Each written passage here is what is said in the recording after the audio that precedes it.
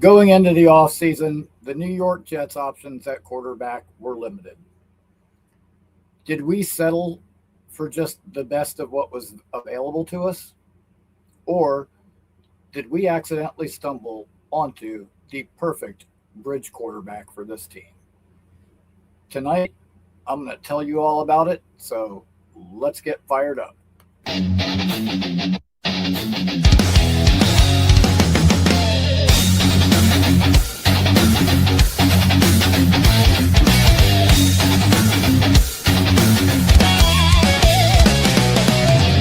Ricky, New York is about to go live.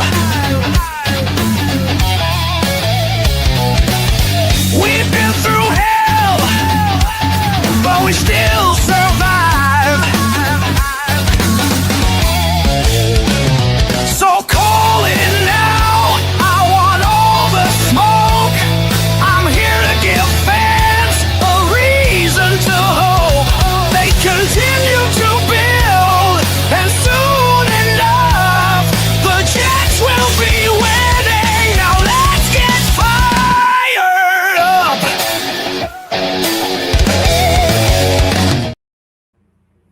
All right. Is everybody in? Is everybody in?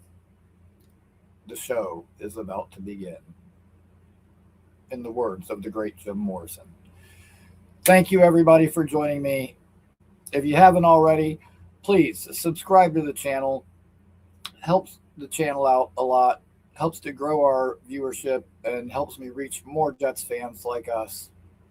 You'll always know when we're going live, and you'll never miss any of the great content we got coming up. While you're here, please hit that like button as hard as you can.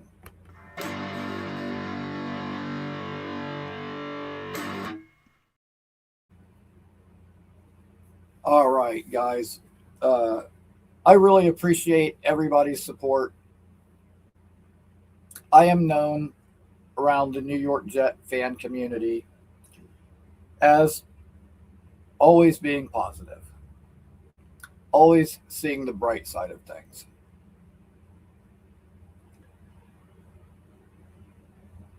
Right now, I am personally going through a very tough time. This last 24 hours has probably been the single worst day of my entire life. And as crazy as it sounds, the one thing that I have to talk about that can make me feel a little bit better right now are these New York Jets. Who would have thought? Because I really believe in what they're building right now. I really think they're building it the right way, and I actually have faith.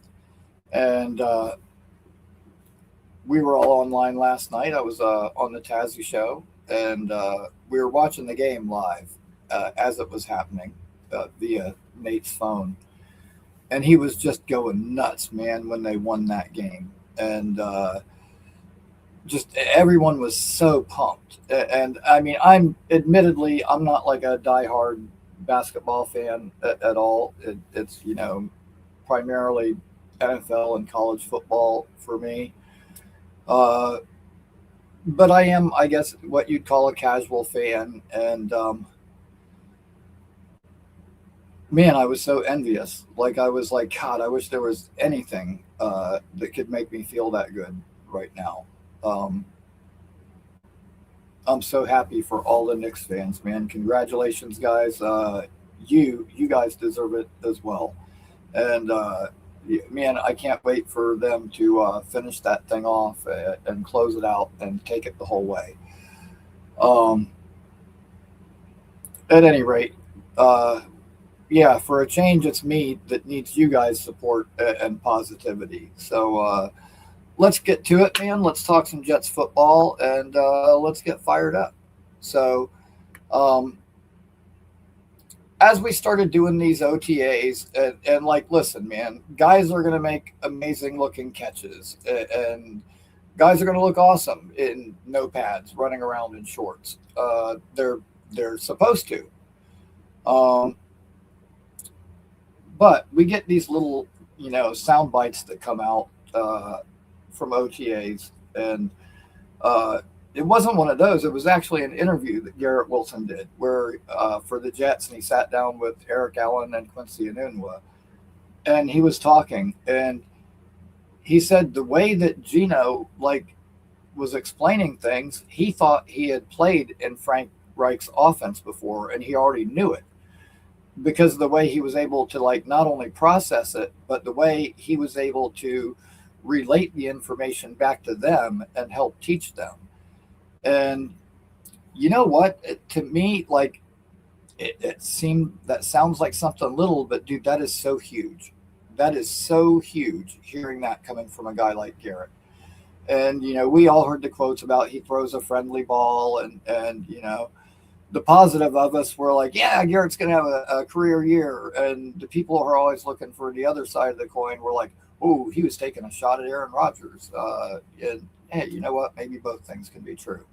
Uh, However, the comment about Geno being able to learn the offense, and not only that, but be able to teach it, those comments stood out to me so much. And I'm thinking, we've got a group of very young guys. Garrett's been around a little bit. He's the senior guy now, but Ad Mitchell, former second round pick, still very young in his career. And we got rookies. We got a lot of rookies and second year players. So having that veteran leadership will be there. And at this stage of his career, Geno is much different than Geno we got at the beginning of his career. He has been around a long time now and played a lot of ball, and he's played it at a high level. Last year everything went wrong for him. We've talked about that at nauseum. I'm not going to go into a whole bunch of that, but you know what? Garrett Wilson's comments, they just really stuck with me, and I was thinking, wow, that just kind of just passed right by us, and I didn't hear a lot of people spending time talking about it. And I thought it deserved a little bit more attention because, like I said, with a lot of young guys, that teaching ability, not just the leadership, but the teaching ability, helping guys get up to speed quicker, that is going to pay some big dividends. And I think the Jets may have stumbled upon the perfect bridge quarterback, the guy who's going to be a bridge to our future, whatever young quarterback we end up drafting. Geno, last year, he didn't have a lot of weapons. Now he's got too many weapons. He's got weapons all around him. He's got weapons coming out of his ass. He's got so many weapons, we're not going to know what to do with all of them. When is the last time we said the Jets offense was so loaded that people just aren't going to be able to account for everybody? We got Brees Hall, we got Garrett Wilson, we got A.D. Mitchell, not to mention, Mason Taylor, the exciting young guys that we've added. And listen, I'm expecting a big year. You guys have heard me talk about AD. He's my breakout player for the year. But again, I think Geno's ability to help teach these young kids the offense and help bring them along more quickly is going to be fucking huge for us. Huge for us. I think we're going to see such a difference in the team we put on the field. And I know not everybody has confidence in Aaron Glenn. And yes, he definitely made some mistakes last year, but he's also corrected them. And when he saw that, he made mistakes, errors in coaching selections, etc., he wasn't afraid to make wholesale changes because he wants to get this thing right. And I do think we got the right coach. I think we got the right guy leading us. Look at him. Looks kick-ass there. He's got Geno and Reich flanking him. And, So, dude, I'm looking super forward to this. He signed a kicker. A lot of people were skeptical because he didn't play last year. He was hurt all last year. But when he was playing, he was a Pro Bowl level kicker. Was really good. And so if there's any trust, the coach that I trust on this team, it's Banjo. And so this might be another Chris Banjo reclamation project like Isaiah Williams that we look back and go, damn, they got a good one there. So yes, the Jets assigned kicker Jason Sanders, Inner Sandman.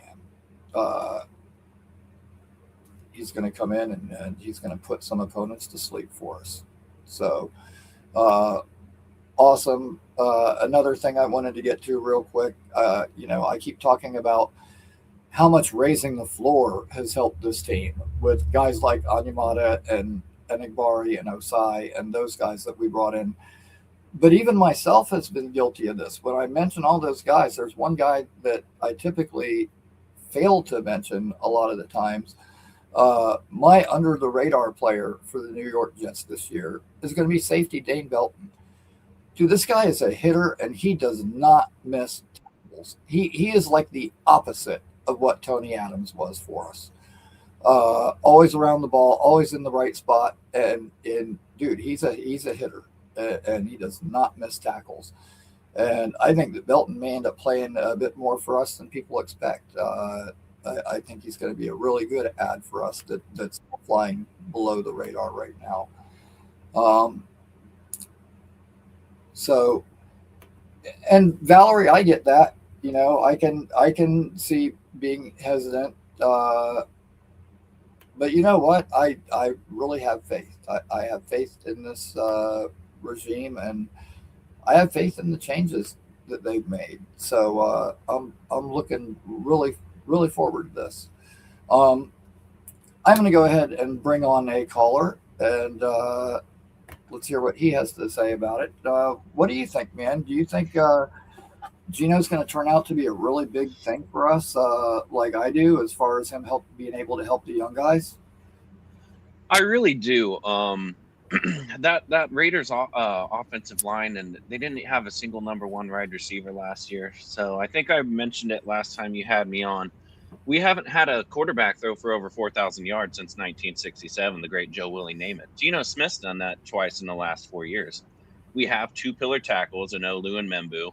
I think that he's going to get the protection that he definitely didn't get in Las Vegas last year. And we got Omar Cooper, we got A.D. Mitchell, we got Garrett Wilson, we got Breece Hall. And shout out to Braylon Allen. I think he's going to have a really good year. But to your question, yeah, I think Geno's going to surprise even the most pessimistic of Jets fans, brother, man. I really do. That's awesome, dude. I do too. I really do. And listen, you talked about the protection he's going to get. I know a lot of people kind of turned their noses up at the Dylan Parham signing when we made it. But hearing Josh Myers and those guys, the comments they made about like how quickly he's picked things up and how seamless of a transition it's been for him and how smoothly everything is going, that's really good to hear. And dude, there's so many little things like that. Like I said, the Garrett comments about Geno. And then we got this, comment. Then we've got Membu talking about how Bailey's going to be good. We've got Myers saying that Membu could be one of the best. And, in a microcosm, all these things just seem like small comment. But when you put them all together and look at them in totality, there are a lot of reasons for optimism. Sherwood saying, yeah, without CJ, we lack that leadership. I'm glad to have DeMario to lean on, and which we all saw that was obvious, but it's good to hear him acknowledge it. Dude, just so many things that, the young kids talking about Minka and how vocal he is, and you can hear him anywhere on the practice field. And he's always telling them where to line up, what to do, what he sees in a certain situation. Like, dude, I think that we've got a key ingredient of veteran leadership that we were missing last year. That and on every level, Anyamata and Harrison Phillips, then you got DeMario, you got Minka in the back end, you've got it at every level, and you've got Geno on the offensive side of the ball, obviously.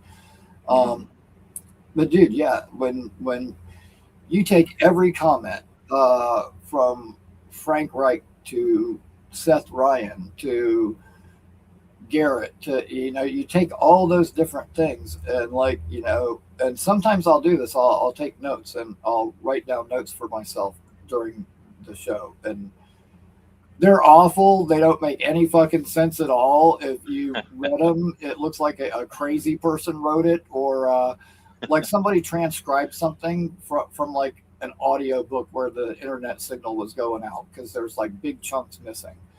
They're not, a lot of them aren't whole sentences. It'll be like the first 3 or 4 words to give me an idea of what I was thinking, and then it's off to the next thing. And so they're really incoherent ramblings that I jot down, but I can kind of glance over at it during the show, and I started doing that because everyone in the beginning, every once in a while, I'd do a show, and then as soon as I end the show, I go, "Oh fuck, man! There was that one really good point that I wanted to bring up about Will McDonald, and I totally forgot." Right. I had some cool sayings all worked out to say along with it, and kind of made a funny joke, and I totally forgot it. And so I started doing that just to kind of remind myself, so I don't miss things. And dude, a lot of times it's something that'll happen like organically. Like, I'll be talking to Paul in the morning or Jake or something, and they'll say something and it'll just like trigger a response from me. And as soon as I say it, I'm like, damn, that's a really good line. I should have saved that for my show, Right. And, or I do use it again on my show.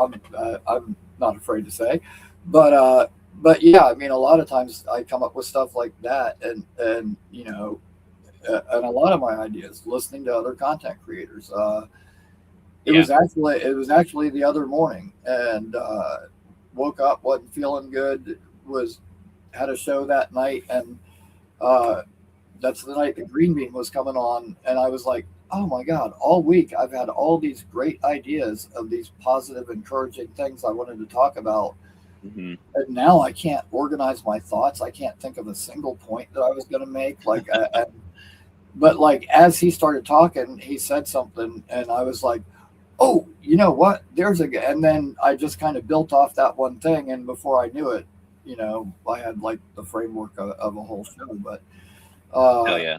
Yeah, I mean, listening to the other content creators, and dude, I call into all the other shows, but sometimes I got to temper myself. Like every once in a while, I go, "Oh, you know what? That's something really good that nobody's talking about." But I need to wait and save that for the show. I don't, not burn it up on a call, but right. So yeah, every once in a while, I have to kind of restrain myself and hold a little back because. Dude, I want the shows to be the best and the most entertaining that I can. And you know what? Thank you. Thank everybody in the chat. Thank everyone that's tuning in. Shout out. I'm with my people. I'm in my element, and I kind of got in the zone here. And I've been talking Jets football, and I haven't even thought a negative thought since Derek called in. And so thank you all for that, man. Man, I needed this. And hey, I say all the time, I want this to be the place where Jet fans go to feel better, and I really mean that. And but thank you guys for making me feel better. I really needed it. It's been a tough week, but yeah, man. So, dude, like both sides of the ball, I see a lot of reasons to be fired up about this team, and.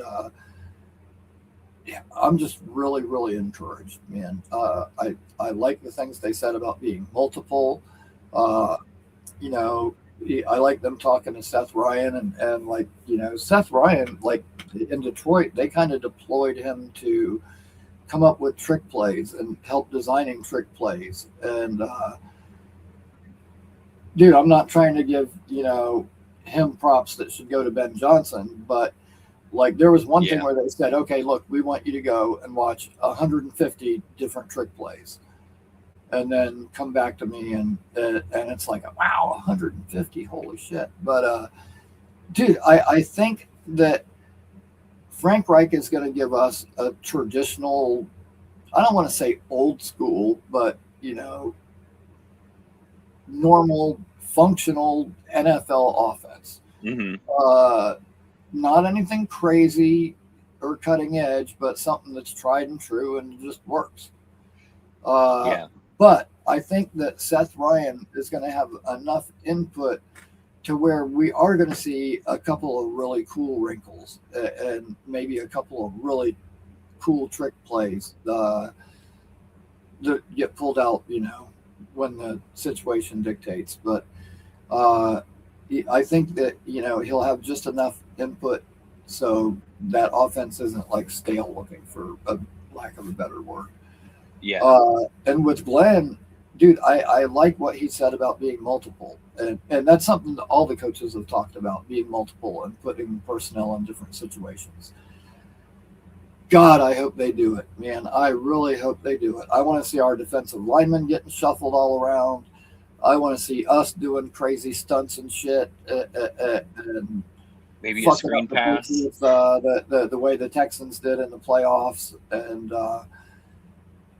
yeah, I want to see our pass rushers get moved around. I want to see Minka going in different spots, Belton going in different spots. I want to see D'Angelo Pons getting used in different spots. And the same thing on offense.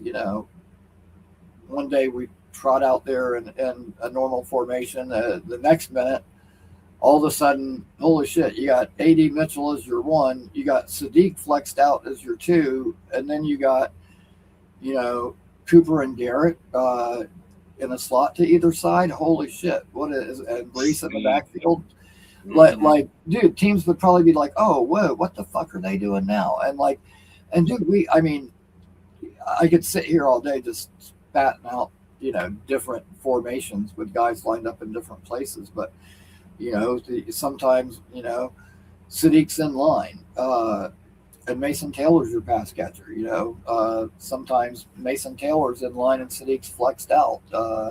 Sometimes Sadiq's your big slot, sometimes he's your number two. Like, dude, I just want to see him be really super multiple and use the personnel creatively, both sides of the ball. And but at the end of the day, I think they're going to go out there and they're going to compete. I'm not predicting playoffs. I'm not, predicting anything super, super crazy.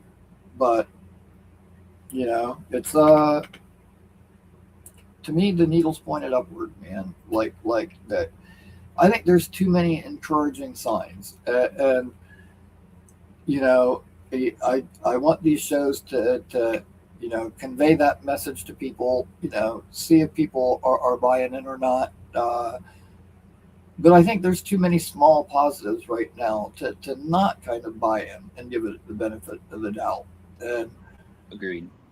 I don't want to look back and go, man, every time I did a show, I would have things rolling and I had to get back onto that same old track of, but if Aaron Glenn's not the coach, and it's like we've talked at that, until we're blue in the face. And I personally don't think his seat is nearly as hot as a lot of people do. I honestly think that he's going to be here next year, regardless of what happens. I think it would take a complete and total unmitigated disaster, like last year or worse, to get him fired. Otherwise, I think he's here. And I think that was kind of a unspoken understanding, or maybe it was spoken for all we know, behind the scenes between him and Woody when he got here, that this thing was going to take time.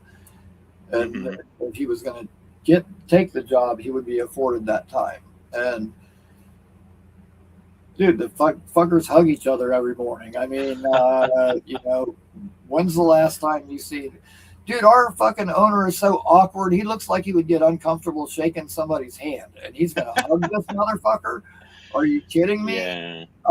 Listen, there is a level of mutual respect and trust there that, like, those two are close. And I think really what he really cares about Glenn and wants him to succeed for a number of reasons. But he's a Jet. He's a part of this family. If anybody should be the guy to turn this team around, it should be him. But yeah, I don't think Woody's firing him regardless. I really don't. And good. I want to see Glenn, improve this year, you know, and all the naysayers aren't going to go away. I'm sure a year No. from now, I'll be able to tune into somebody's channel and they'll go, well, this has got to be Aaron Glenn's last chance. And, Yeah. and it'll probably still be going somewhere, but that's not going to be here. And hey, what if I am right? What if we do turn this thing around and this becomes a really good competitive team and we're talking postseason games and like, I don't want to look back and go, God, the whole time we were making that turnaround and I could have been enjoying it. I was up on my soapbox about Aaron Glenn and I wasted all that time. And and energy. Time is too precious, man. And I don't want to waste that time. I would rather be positive. And Yeah. Dude, when Rodgers got here, I was hopeful, but I wasn't necessarily like bought in, I believe, positive. I knew it had the potential to be really good if his ego and his selfish ways didn't get in the way, which in the end, forcing the ball to Devontae, the other bullshit, like it did. It turned into exactly what I was worried it might. I got frustrating real quick. Like I always said, Aaron Rodgers is the ultimate high maintenance girlfriend. Like as long as he's getting his way, everything is fine. But as soon as he doesn't, look out because it's going to be trouble. Like whether he just shows his ass and becomes an all-out distraction, or it's just an offhanded comment on McAfee's show. Which he did all the time. Yeah, that sets ripples in the water and gets shit going when it doesn't need to. Like it looked promising, and also at that time, I think that's the time that we had kind of began to overvalue certain players. Listen, those players were good, man. Quincy was really good. Quinton was really good. First team Sauce pro. was good. But after a while, when they started quitting, like, they might start off the year hot, but as soon as a couple of losses piled up and it looked like the playoffs were starting to slip away, that was it. They just hung it up. I that's the one thing that I do feel bad about Aaron Glenn, because he probably looked at these guys on tape and went, okay, those are my captains. They're making really good plays, but then at other times they're not consistent. I can get these guys to be consistent. Like, I don't think he realized the problem was mental. I didn't think he knew that the guys would quit on him the way that they did, to the magnitude that they did, and that there would be as many of them as there was. And I think he got a real fucking shock during the year last year when the guys that he made team captains that were supposed to be our leaders just started phoning it in and asking for trades. And so in that respect, I do feel kind of bad for him, but I mean, it's the job, and we weren't going to turn over this entire roster in 1 year. We went into the season with still some questions at defensive tackle. Oh, we didn't draft anybody. What are we doing? But you know what? Muji ended up bringing in Briggs and Phillips, who've been good for us. Now that traded for Sweat, that now that's probably one of the deeper positions on our entire team. I would agree. Everywhere where we needed to make changes, the Michael Clements, Watts level players gone. Better, more solid, experienced guys coming in. Just everywhere. Everywhere you look where we had a weakness, we addressed it. Okay. You can say we could maybe still do better at safety. You could still argue that we could use another linebacker. But it's not. But I honestly believe that linebacker is going to be like defensive tackle last year. If we go into camp and none of the young guys have stepped up and proved that they can be that number 3 that's heavy in the rotation behind DeMario. And that's the other thing too, is we don't know how they're going to use Minka. Like they could rotate, Minka or Moore up and have them kind of play in that safety hybrid third linebacker role. Yeah. So maybe that's why they're not doing it, and it's not as important of a need because schematically they found a way to kind kind of circumvent that and not have to rely on it. So we don't know that for sure, but I honestly think if we go into camp and nobody is stepping up, they'll bring in, a Bobby Okereke or Right. somebody like that, and Mm-hmm. they'll add somebody. I got faith in Muji. Me too. There's still going to be cut downs and guys that don't make other teams, and there's still plenty of time. But overall, we started to change things over last year, and then this year it turned into, the full on, down to the frame friggin' rebuild. Yeah. And they really did. They really stripped this team down, but they've done, in my opinion, a tremendous job as far as the people that they brought in to fill those spots. And I'm really super encouraged. And yeah, I know. I'm just saying that was just a thought, but an example, and it could be somebody else too. But yeah, man, this is the first time in a long time, and I thought Aaron Glenn was the right guy for the job last year. And I did believe, but I didn't expect him to do it in the first year. Now, the first year turned out so much worse than I ever could have imagined. Yeah. It was a real shock. And, dude, it was a real eye-opener, the way that some of those guys quit and how obvious it was. And like, it's like a couple of guys just reached their limit or something and went, that's it, I give up. And they just did. Like it was more obvious and blatant and just awful to have to watch last year than I mean, I've seen teams give up towards the end of the year, last game or two, but not that early. I'd never seen anything like that. Yeah, it was really fucked up. And before the season started, I was saying, you know what, the cap is going up so much every year that 2 years from now, Sherwood's deal's not even going to look that bad. We should go ahead and pay Quincy and keep him here. And I was really banging the table that we should keep him here. And dude, after seeing the way that guy laid down on us last year, and in particular, that Jacksonville game, dude, where he could not fucking cover ETN. Every time they dumped off a screen, it scored. Every time they threw it at him, they scored. And it was the worst coverage I've ever seen from a linebacker ever. I mean, it's like he wasn't even pretending to try. Like he checked out. Yeah, I have never ever seen anything like that in my life. And you know what? After that game, I was like, I take back everything I said. That motherfucker needs to go. Like we have to get him out of here. Things will never work with that kind of an attitude. And dude, I think that, Robert, I'm not blaming all of it on Saleh, but Robert Saleh's style of handling players and the way that he coddled them, and it was okay to make mistakes. We'll get them next time, Tiger. No, man. I think he babied a lot of those guys, and I think he fucking ruined a lot of those guys. I think in the long run, he ended up making a lot of those guys soft.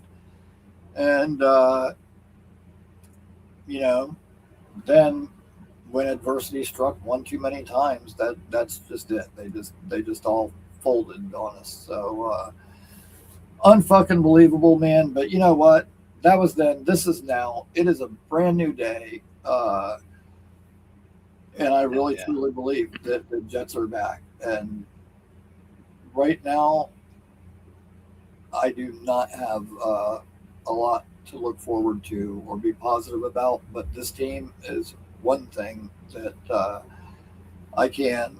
And let me bring this guy on real quick and see what he has to say about it. Hell yeah. Beast, So What, BC, what do you think, brother? We getting My ready friend. to turn this thing around? If we have to skip it by the skin of our teeth and walk into the black circle of hell, then somebody's got to pay the price for it. damn straight, brother. All right, all right. And did you check out that band, Haley's Comet?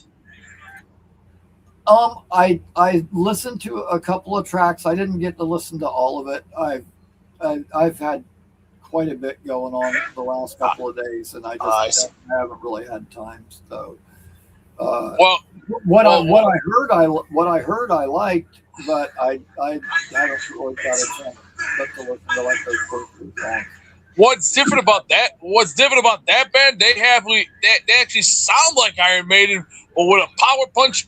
But that's gonna be safe for another time. Here's the different point. The power puncher.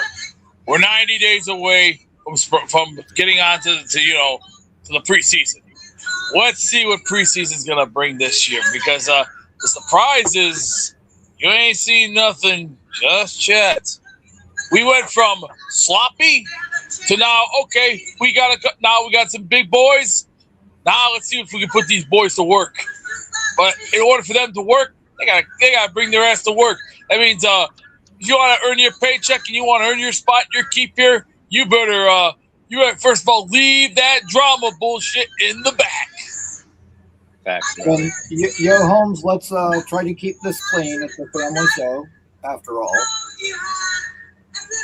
Not really. This is just an everybody show. Hey, correct ese mundo.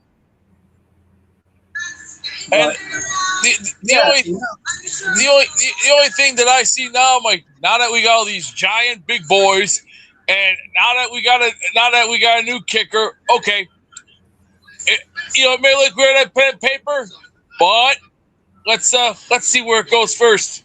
I want to see numbers, and I want to see improvements, because last year's improvements, whoops, bad, and I'm talking bad. We were bad. But you know what? Brownlee was a good ad. Briggs and Phillips were good ads. So there were some good ones, just not nearly enough.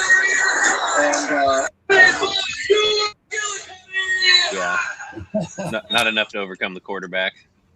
Yeah, there weren't enough to overcome the quarterback last year. Our quarterback play was so fucking bad last year. It was garbage. It was garbage. 6 games. But you know what? And I blame a lot of the so-called drops that A.D. Mitchell is credited with to that too. Like, yeah, some of those passes were so late and behind him. You know, he tried to catch a few of them, but man, they just, god damn, dude. I think they showed a statistic that he held on to the ball longer than any quarterback in the National Football League. It was obvious. It was, dude, after he got hurt and he came back, the way that he stood back there, like, what was it, the Broncos game where he just stood there and he didn't throw it at all, and he kept getting hit over and over and over. 13-11. I have never seen anything like that in my life. I was like, dude, this guy mentally is gone. He's second worst in NFL history, -13 net. I'm pretty sure. I've never seen. Those numbers were basically in the toilet, and we were the laughing stock of the entire AFC division. We couldn't even get a fucking the first 7 games. Our quarterback play didn't even look like NFL quarterback play. Our quarterback play didn't look like college level quarterback play. Worst I've ever seen in my life. Never seen anything that bad ever. No. Like it was surreal even watching it, because it was just, I've never seen anything like it. Me neither. Which is a bummer, because I had high hopes for Fields. And all along we've been saying, like, if we just had a competent quarterback, not a top 5 guy, not some superstar, top 12, just a competent quarterback, we could be good. And now we got Geno, who's a competent quarterback, and people are like, he stinks. And it's like, what? Come on now. I mean, I don't like the burial. I don't like the burial of Geno. Geno's been on a few bad teams, and okay, sure, he didn't have a good run with the Raiders. He may not have had a great run with many others, but okay, sure he made work with some bad teams. But you know what? He has to put that shit behind him. I mean, I remember what Forrest Gump once said, and it's called "You got to put the past behind you." Damn straight, Beast. Yep, I completely agree. I completely agree with that. And this is a Now, stance. I was listening to a conversation. I believe it was the Badlands guy, but they were talking about this. And what if Good show. maybe some of us as fans are overvaluing these players a little bit too much? Like, for instance, the draft class that we just had that everybody is enamored with right now. Mhm. What if I'm going to do what if David Bailey isn't like a super elite pass rusher? What if he ends up being a pretty good, solid pass rusher? What if David Bailey isn't the next John Abraham? What if he's the next Sean Ellis? I feel like if Bailey gives us 10 plus sacks a year, I think I'd be happy with that. I've seen a list of the top 10 or top 15, I think it was, FBS sack leaders, which he was at Texas Tech. He led all of the FBS in sacks. Mm-hmm. It's a list of, there's some Hall of Famers on there. It's a really solid list. If I can pull it up here. Yeah, I saw that same one. I can't remember the order or the names off the top of my head. Apologies. I haven't been as focused this week as I normally am to stuff like that. Yeah. But yeah, dude, he was super productive, and I do think he can be good at the next level. I'm just kind of being devil's advocate for a minute. You know, what if Sadiq doesn't turn out to be like super freak, you know, turbocharged Vernon Davis? What if he just turns out to be kind of like Mason Taylor and just a good, solid all around tight end? You know, that wouldn't be the worst thing in the world. You know, what if No. Omar Cooper, you know, it isn't some great do-it-all wide receiver, but he's just a real good, Just a super solid number receiver. 3. Yeah. Like he'll be our Ernest Coles or our Jericho Cotchery or just a solid football player. That could be good. You know, what if fiery little D'Angelo Pons turns out to be the best player from the entire draft class and never turns into a true inside-outside corner, but turns into one of the more Top aggressive 5 nickel slot corners in the entire league, which is an important position. None of those scenarios are bad, you know. As long as all those guys turn out to be pretty good, like I said, you know, above average. Maybe Bailey isn't John Abraham, but maybe he's Sean Ellis. You know, I'd be okay with that. I would take that all day. A solid player and a great locker room guy. I'd love that, Ricky. Yep.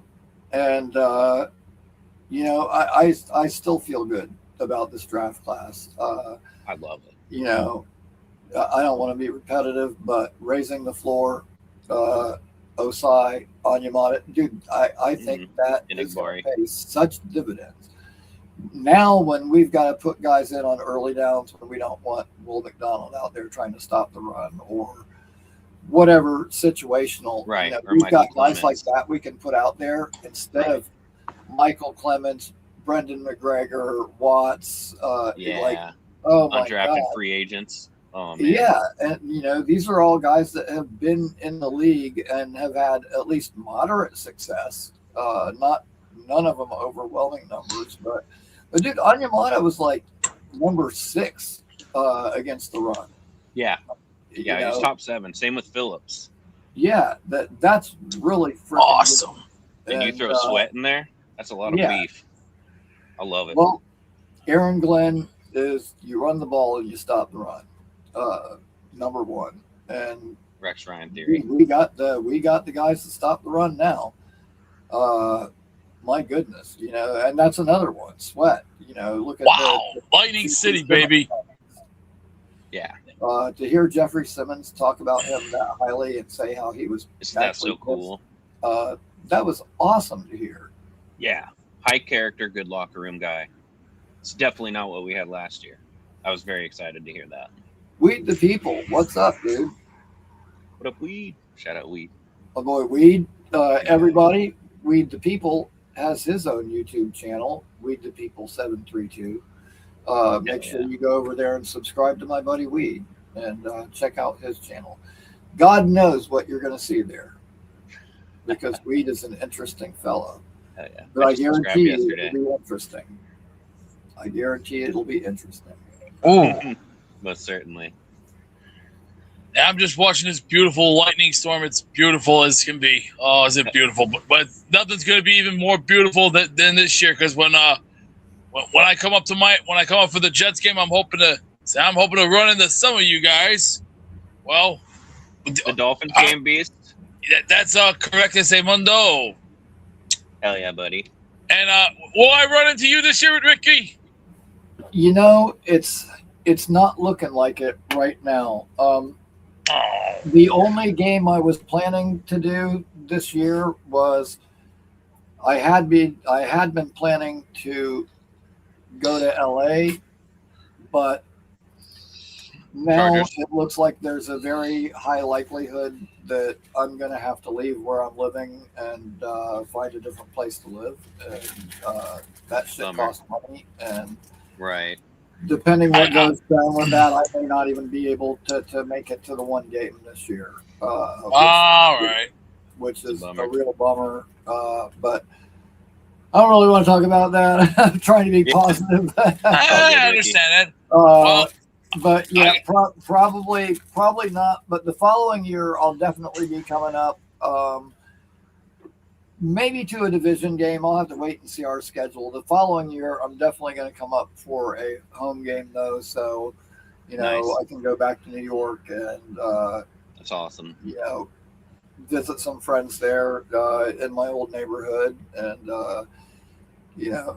go hang out in Brooklyn for a couple of days and then probably go to the game and fly back home when the weekend's over. But, yeah, next year I'll definitely come up. But this year, man, I had really, really, really freaking wanted to go to LA too. Yeah. Because I lived there for, about a year and a half. And, Oh, nice. I've never been. I haven't Yeah, been back California. since I moved back here, and but I would love to go back and even if I just get in like early Saturday and go out to the old neighborhood and That'd be hang cool. out in a couple of bars at night and then go to the game Heck and yeah. come home. But yeah, I don't know. Right now, it's going to be extremely difficult to be able to afford to do everything. So Right. unless something unforeseen happens, I may not be making it. Yeah. Which The is cost of flying's which crazy. is a bummer, man. It is. I was really looking forward to that too. Mm-hmm. But I mean, it is what it is, Right. I'll be in Nashville week 1. I'm pretty excited. That's awesome. Yeah, there's quite a few people going to that game. Louis has a list on his note section. It's like 40 people, and I'm just like, I can't wait. All fellow ass maniacs and stuff. We're gonna be sitting in row 110. It's gonna be a good time. That's Flying up on awesome. Saturday. Yeah, my The flight Robert leaves at Solomon. 7. Right? I think we're gonna beat them. If this young talented roster that we have can't beat the Tennessee Titans, and man, it's gonna be rough. So let me ask you, What's up, brother? Robert Saleh and the Titans week 1, is it must win? See, like Jake. I mean, technically Jake it's was not pretty because you adamant. still got the whole season. There's ahead of 16 you. games after, but I don't know if it's must win. Like, I definitely agree if you don't think that. I personally do, but it will just be very demoralizing knowing that you have the better roster, even on the road, to lose that game. I'd be crushed, more so because I'll be there. But I'd say it's a must win. But if people want to disagree, that's okay. I could get that. Dude, Too, I'll because- tell you what. When I went on Boy Green's show in the morning, I was going to go over the schedule with him and go game by game by game and talk about our opponents. Well, as I was getting ready to do that and as I was getting ready to do my own predictions, win-loss predictions for the year on this show, Mm-hmm. I went back and watched film of each one of our opponents from last year, Oh, cool. and tried to watch their best and their worst plays. And dude, I'll tell you what, when I turned on that Tennessee tape, I'm like, holy crap, this is game one. It's not halftime yet. And Jeffrey Simmons has got 2 sacks in a hurry already. I guess I'm And dude, he was just all over the film. And seeing Yes. that, it adds even more weight to those comments he made about Sweat. Right. But see, Sweat showed up in that tape, making some really nice run stops. Yeah, those guys side by side are nasty. And but dude, I was fucking shocked. They had 3 takeaways in that first game that I watched. Yeah. I was shocked how much the Titans took the ball away, and a lot of it wasn't like the corner's killer and broke on this route, and like it was more like balls that got tipped up and they were just in the right spot. Unlucky. But you know what? Other teams made mistakes and they capitalized on them, and you got to be able to do that. And I came away from watching that and I was going, damn, you know what? This might not be the easy gimme win that everybody thinks it is. Like, so many of us looked at that and went, oh, that's a win. Like, their record was not good last year, but competitive. And I'm not crazy about Cam Ward, but that wide receiver that they drafted, Carnell Tate. No, the one from the year before, Elmanor or whatever the hell his name is. Oh, yeah. But dude, he had some moments where he actually looked pretty good, and now adding Tate to that, I think the Titans are going to be like sneaky better than people think they're going to be. Now in week 1, maybe not. Right. Solid teams aren't necessarily known for starting off hot, and if they're all learning a new system and everything. And dude, that's the one thing that does bode well for us. The last couple of years, the first game of the year looks like another friggin' preseason game. It's usually so bad, like league wide. Even week 1 and 2 were pretty bad the last couple of years. And I think it's the limited number of padded practices and the limited work that they allow them to do beforehand. But which that does make a difference. And for sure. Yeah, the fact that we get them week 1, I think bodes well for us. It's going to come down to who has their team better prepared, and I think that's going to be us. I think it's going to be us. I really do. Everything that the players are saying about how everything is attention to detail, and Glenn's been very specific how he wants everything to look. And but dude, that's the other thing too, is people can say that oh, I'm a homer, I'm delusional, fucking whatever they want to say. But the fact of the matter is, when all the players are speaking glowingly, and every one of them that they talk to says, you know what, I really believe in Coach. Especially with the year we had. In spite of the year that we had last year. Yeah. They all are talking like that. Mm-hmm. They all seem like they believe and they're bought in, and now we've infused it with a bunch of young guys who they want to win. They want to turn this shit around. Maybe. Two guys that just won a national championship that went from a team that was not even an afterthought to being the champ, and were part of a turnaround that was kind of historic in its own right. Good guys to add to the mix. Like, I know they're thinking we can do the same thing here that we just did there, and why not? I love that confidence. And and what's their I think we've got the right mixture of guys like Garrett and Brees, who didn't give up in spite of how bad things got, mixed in with a bunch of fucking young guys that are ready to turn this thing around and get us back to winning. Sprinkled in with some really solid vets. Yeah. And so, man, Garrett talking about, Reich's offense is a player empowering offense. Focusing on their strong points, allowing them to do what they do well. Uh, and then, you couple that with him saying, Geno throws such a friendly ball, coupled with the fact that he's probably going to have better protection than he's had anywhere the last couple of years. Yeah. Dude, there are too many positives for me to ignore. A lot of signs that are pointing out. And who knows, maybe these guys don't mesh together as quickly as I would like. Maybe it takes them a few games to really start to, mold into a cohesive unit. But I think that he's going to have them ready to play. And yeah, to me, there's just been too many positives for me to not be positive. Yeah, I'd agree. And even last year, 5 of our first 7 games, it was every 5 of our first 7 losses were by 1 possession or less. Yeah, I know. And dude, that was the shitty thing. Is there were some of those games that we should have won. We should have won that. People look at the record and they're like, "Oh, that team's fucking trash." It's like, dude, did you even watch the game? Yeah, because and that's the thing. Stats can be really deceiving. Mm-hmm. That reminds me of one time we were in the chat, and it was the year that Brian Thomas and Neighbors and all those guys were coming out in the draft. Mm-hmm. And I was in the chat talking, and I was like, listen, our cornerback at Florida State. AC Thomas, baby. No, it was before him. It was Ronaldo Green. Green and Jorian Jones. Nice. Which AZ was there. He would rotate in once in a while, but he wasn't starter.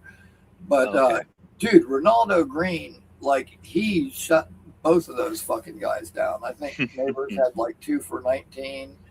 And then somebody in the chat's like, oh yeah, but Brian Thomas fucked y'all up. He had over 100 yards that game.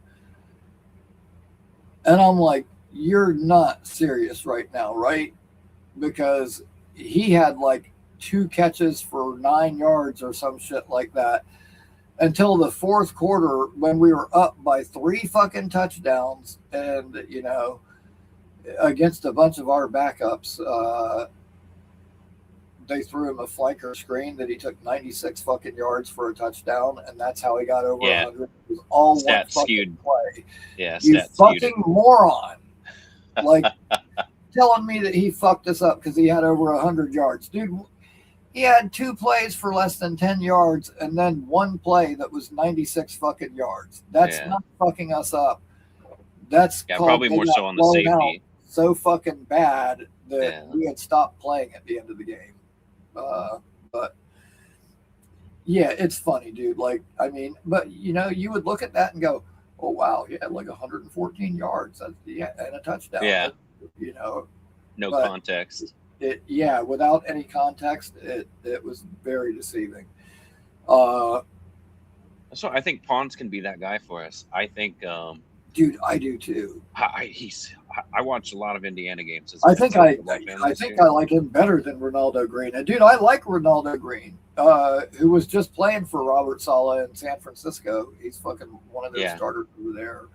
And Jarian Jones is a starter in fucking Jacksonville. He's one of Jacksonville's actually better players.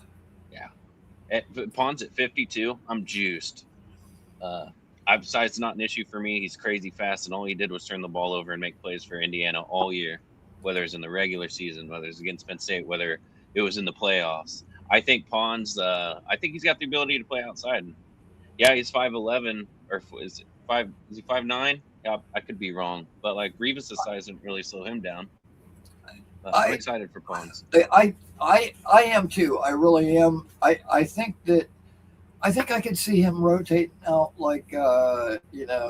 maybe with Brownlee in the slot, but primarily in the slot. Mm-hmm. He could be good outside, but I think he'll be great. I think so too. In the slot. I think he'll end up being able to play both.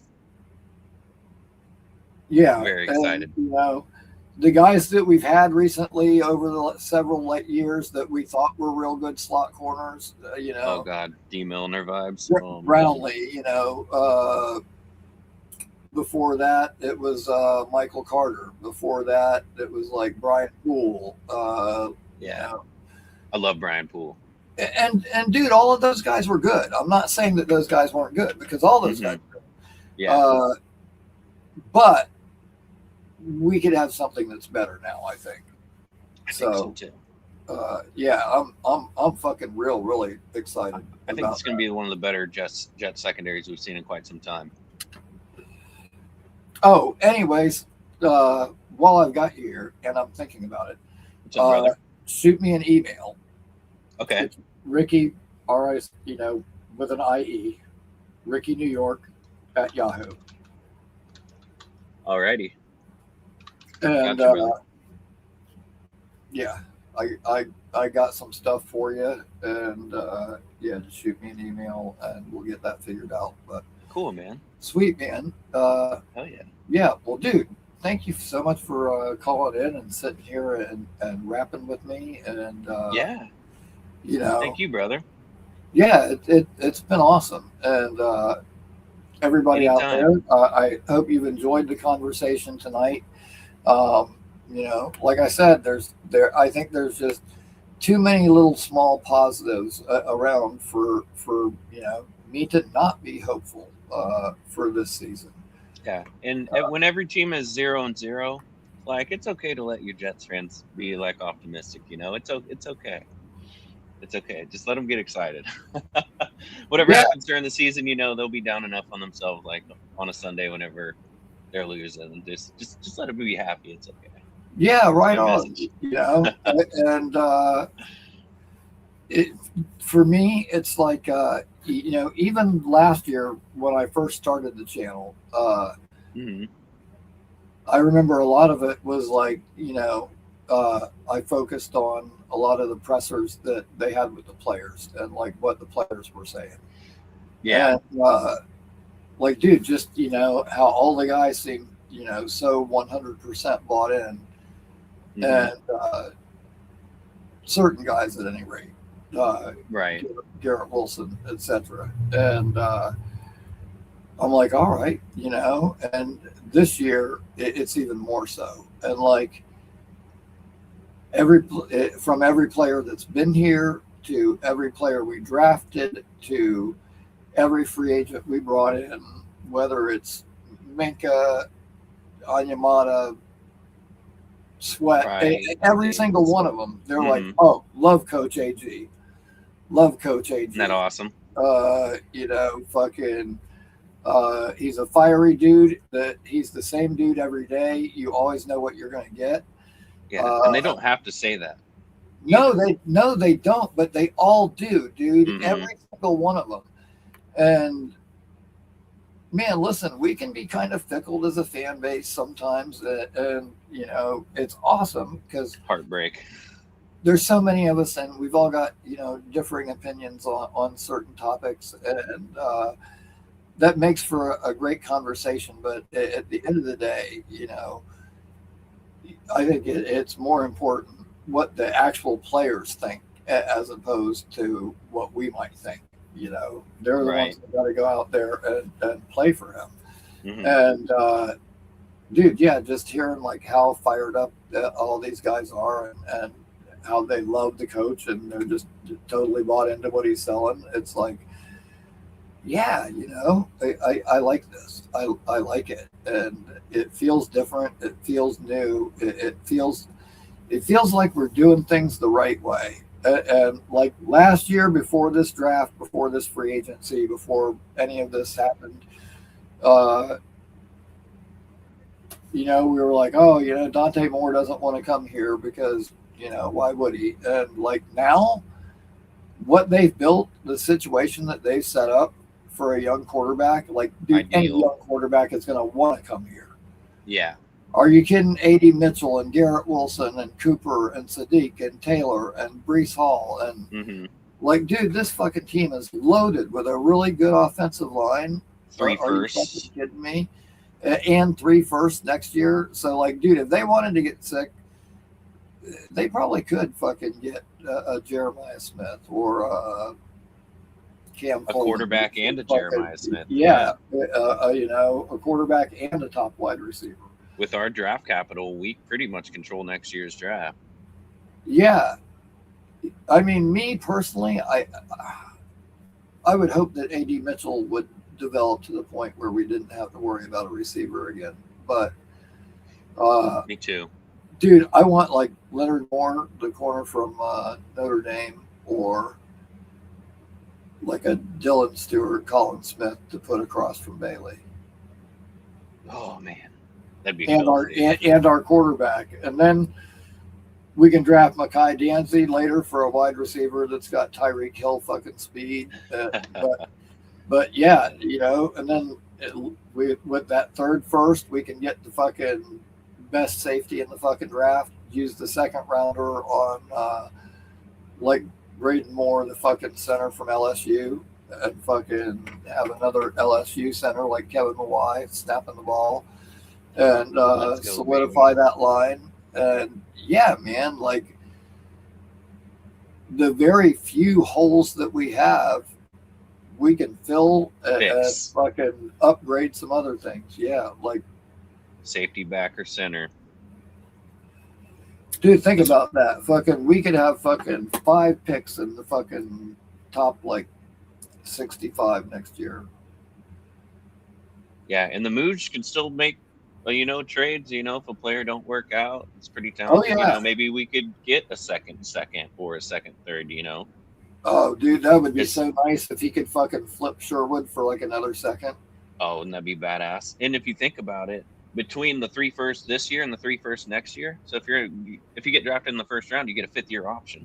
So we could have 6 key first-round like players with 4 or 5 year options. Like say they let McDonald walk, and yeah, we end up drafting fucking somebody at the top like Dylan Stewart to take his place. That would be so fucking sick. If I love Will McDonald, but if he don't perform, somebody might be like, "Hey, I'll give you a 2nd or a 1st." We could get a 2nd there, or the like magician. I said, if we could get a 2nd for Sherwood, that would be so awesome. But like, if we could get another 2nd like that, then I would say use that 2nd on whoever one of the best linebackers is. Like personally, like right now, for what we need, I kind of like Chris Cole from Georgia. Like he's got some decent coverage skills. Georgia spits out good linebackers too. And I want to see how he develops this year, but that would probably be an early favorite for me as far as that goes. And hell, we'll probably take one high the following year too, because Davis isn't going to be here forever. Right. But yeah, dude, we could fill those few holes, like first round, we get elite quarterback, linebacker, safety, either elite corner or elite pass rusher, our quarterback, and a second killer round in the first, second round, go get a center or a guard. We center. If there's holes in this team, they can easily be filled with what Muji's done with this cap, cap, and draft capital in general. They really can, and. Oh man, we do that, and my dream is just to get our quarterback, and like I said, either Leonard Moore or Dylan Stewart or Colin Simmons, but either the elite corner or the elite pass rusher. Now, if I had my choice of anybody, it would be Leonard Moore. Fucking dude, he is so fucking shut down. Like he made some plays that, to me, were just fucking amazing. Like one of them, I don't know how the fuck he elevated and located the ball the way that he did for this pass deflection, but it was just completely next level.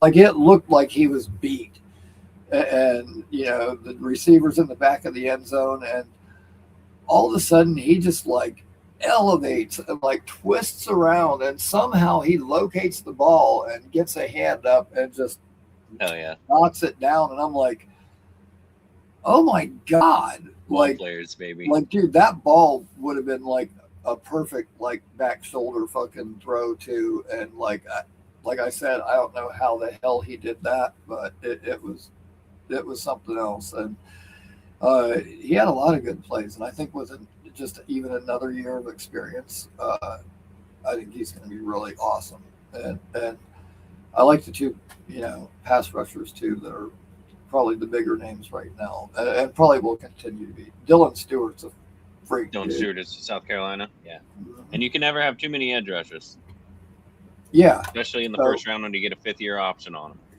It'd be Yep. pretty cool.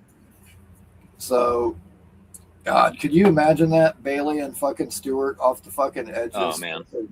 With Will McDonald rotating in.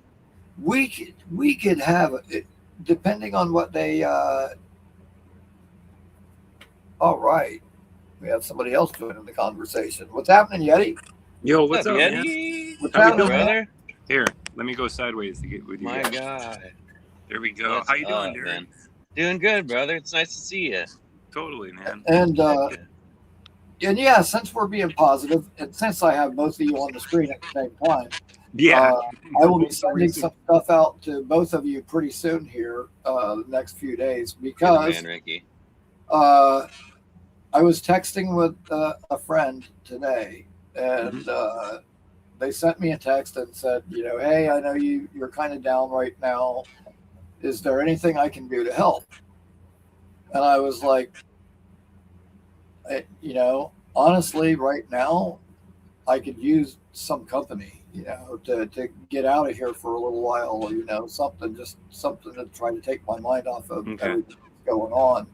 Mm-hmm. And a little while went by, and the phone goes off, and I look, and I've got another text, and it said, I just sent you $400 on Zelle. I hope everything works out okay. All And it's right.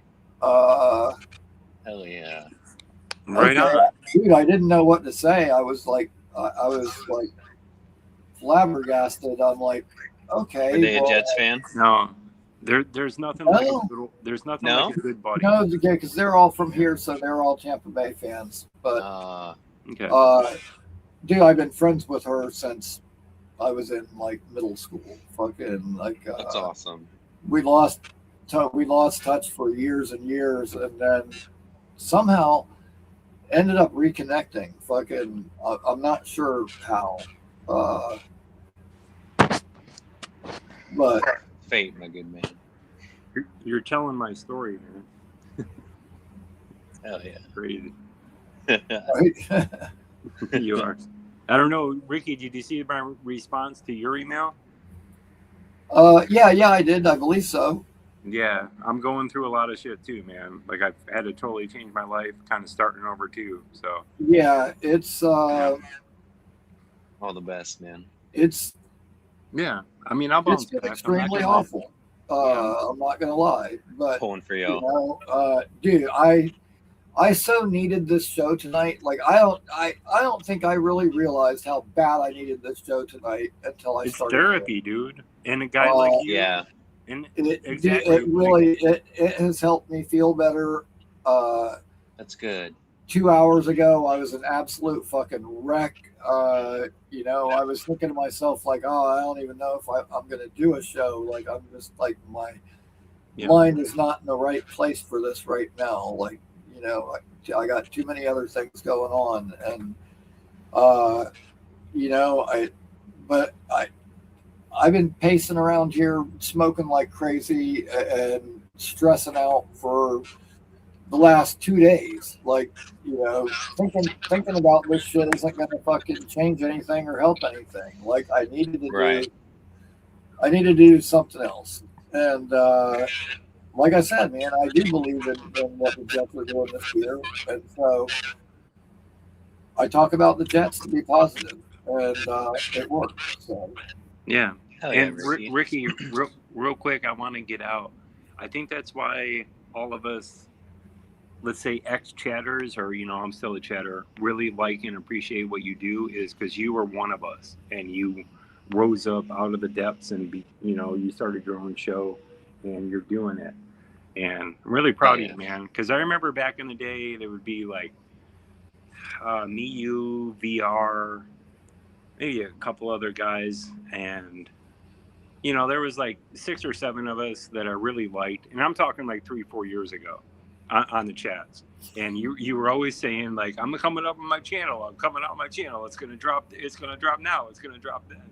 And I know you were having Wi-Fi issues and everything, but you're finally here, man. You're finally doing it. That's really cool. Shout out, Ricky. Yeah, you rose up out of the depths, and you. Happy. Yeah, I had a rough go in the very beginning. You know what's funny is I always wanted to do this, and I had the idea years ago, and originally it was going to be the Ricky New York show, and I even made a video. And the first, but dude, back then nobody was doing YouTube shows like this at all. And, right. Dude, yeah, first it all blew video up. I did Like 2 years. was, Everybody has a show now. Yeah, the first video that I made was a breakdown on Calvin Pryor, fucking as a draft when we selected him. Louisville. And it was just like a bunch of still photos of him with like a voiceover from me.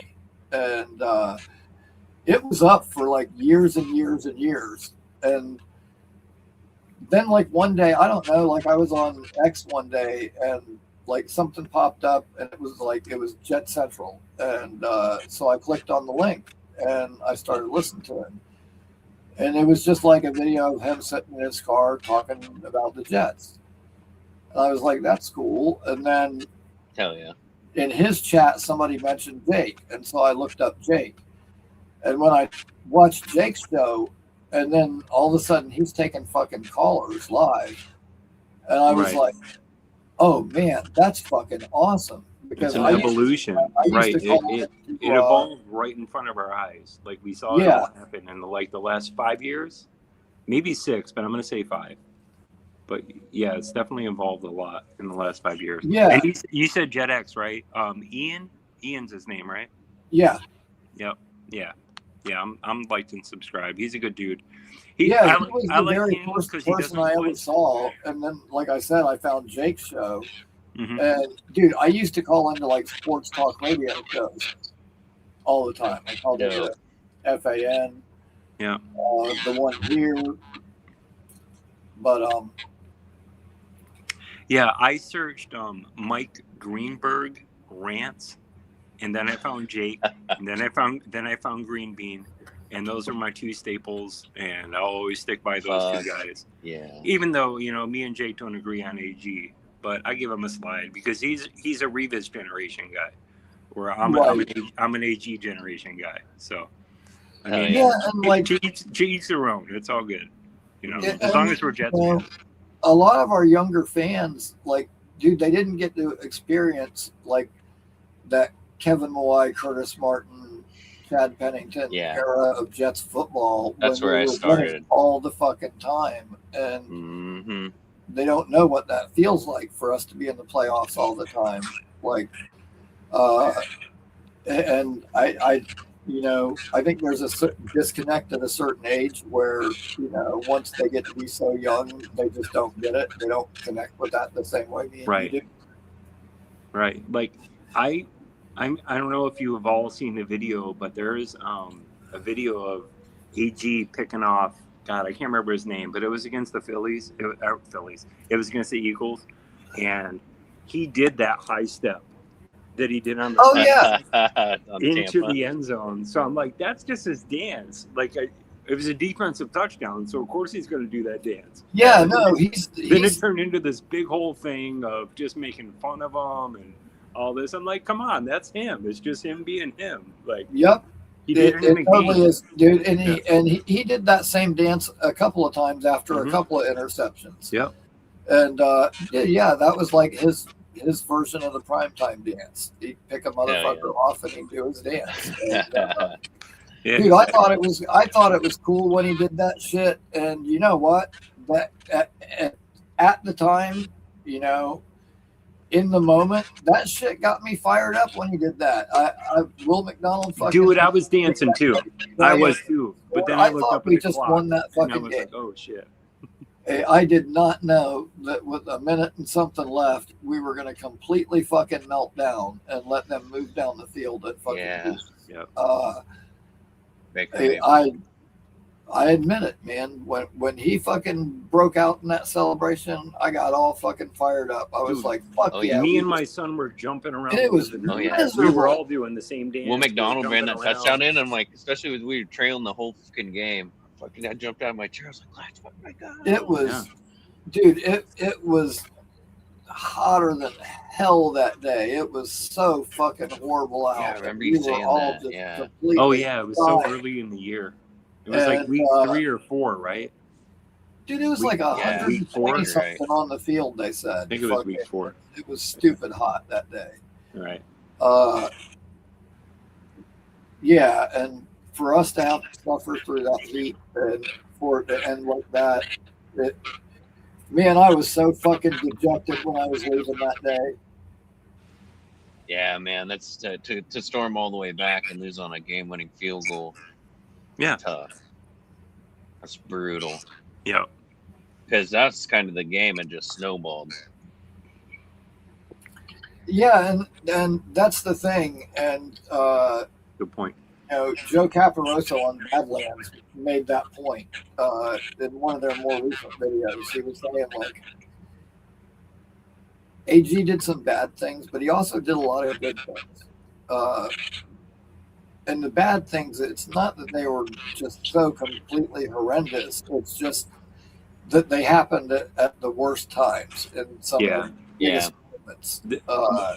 Whether it's Yeah. a dropped interception, like that's Totally. completely Yeah, on AG. As long as and, AG's the coach, I'm gonna root the hell out for him. Yeah, and like he brought up some That's what you should do. things, Yeah. like, Right. But I'm sick of looking for new head you know, coaches. to get blown out by the Bills and blown out by the Patriots, and you're losing like that to division teams. Mhm. You know, to fold at the end of that Tampa game. You know, Denver, You know, Pittsburgh. that game's Pittsburgh. Yeah. There were games that we should have won that we didn't. And 3 losses by 6 points. Yep. good teams find a way to win close games. And Good point, Derek. Good we're point. not a good team. Yep. And it sucks, you know. But I don't think we were as bad as the record reflects. No. You know, We were pretty bad, though. To be honest, I love these guys, but we were pretty bad. But- oh The yeah, last 5 no, I weeks hear what you're was saying. brutal. But yeah, I Yeah. mean, all those Pittsburgh You know, playoff team, Tampa we playoff we team, started off with a few Panthers games playoff that team. we could have won. That we probably Denver should have playoff won. team. Mhm. But then Fields got hurt, and then when he came back, he was just so shell shocked and weird and Yep. wouldn't ball at Remember all. that 8-sack game? Who gets sacked 8 times just No. because you take a knee like Rodney King? Dude, I've Like, never it's seen anything fucking like that. so embarrassing. I went there. Sorry, I went to the Rodney King thing. But yeah, you just like talking. That's tough, talking it's man. unbelievable. Holding on to And the bang you know, low. then you know, once he did that and embarrassed the team, and you know, racked us up a couple more losses where you know we're headed towards 0-7. Then we got everybody that just wholesale quit on us. Yep. Yeah. Especially AG. People were like, "Screw this guy. He's done." Towards the what end a of the joke. year, different people started to step up a little bit, and it started to look a little bit different. Yeah. And, AD Mitchell, man, he's a guy that he was And like it's- one of the only positive. Well, I mean, Bree still got his yards, but I mean, he yeah, broke AD 1,000, Mitchell, but- Brownlee, Mason Taylor but, balled out. but dude, Yeah, then Taylor is Brown not a got- bad tight end. Brownlee got hurt, and fucking right after AZ Thomas got hurt, and I'm like, well, now Yeah. we're down 2 corners. You know, they Right. got rid of Sauce because they thought AZ could step up, and now And we it don't was fucking obvious. do it. And you know, then you couple that at the very end of the year, we're missing McDonald and Brees too. Yeah.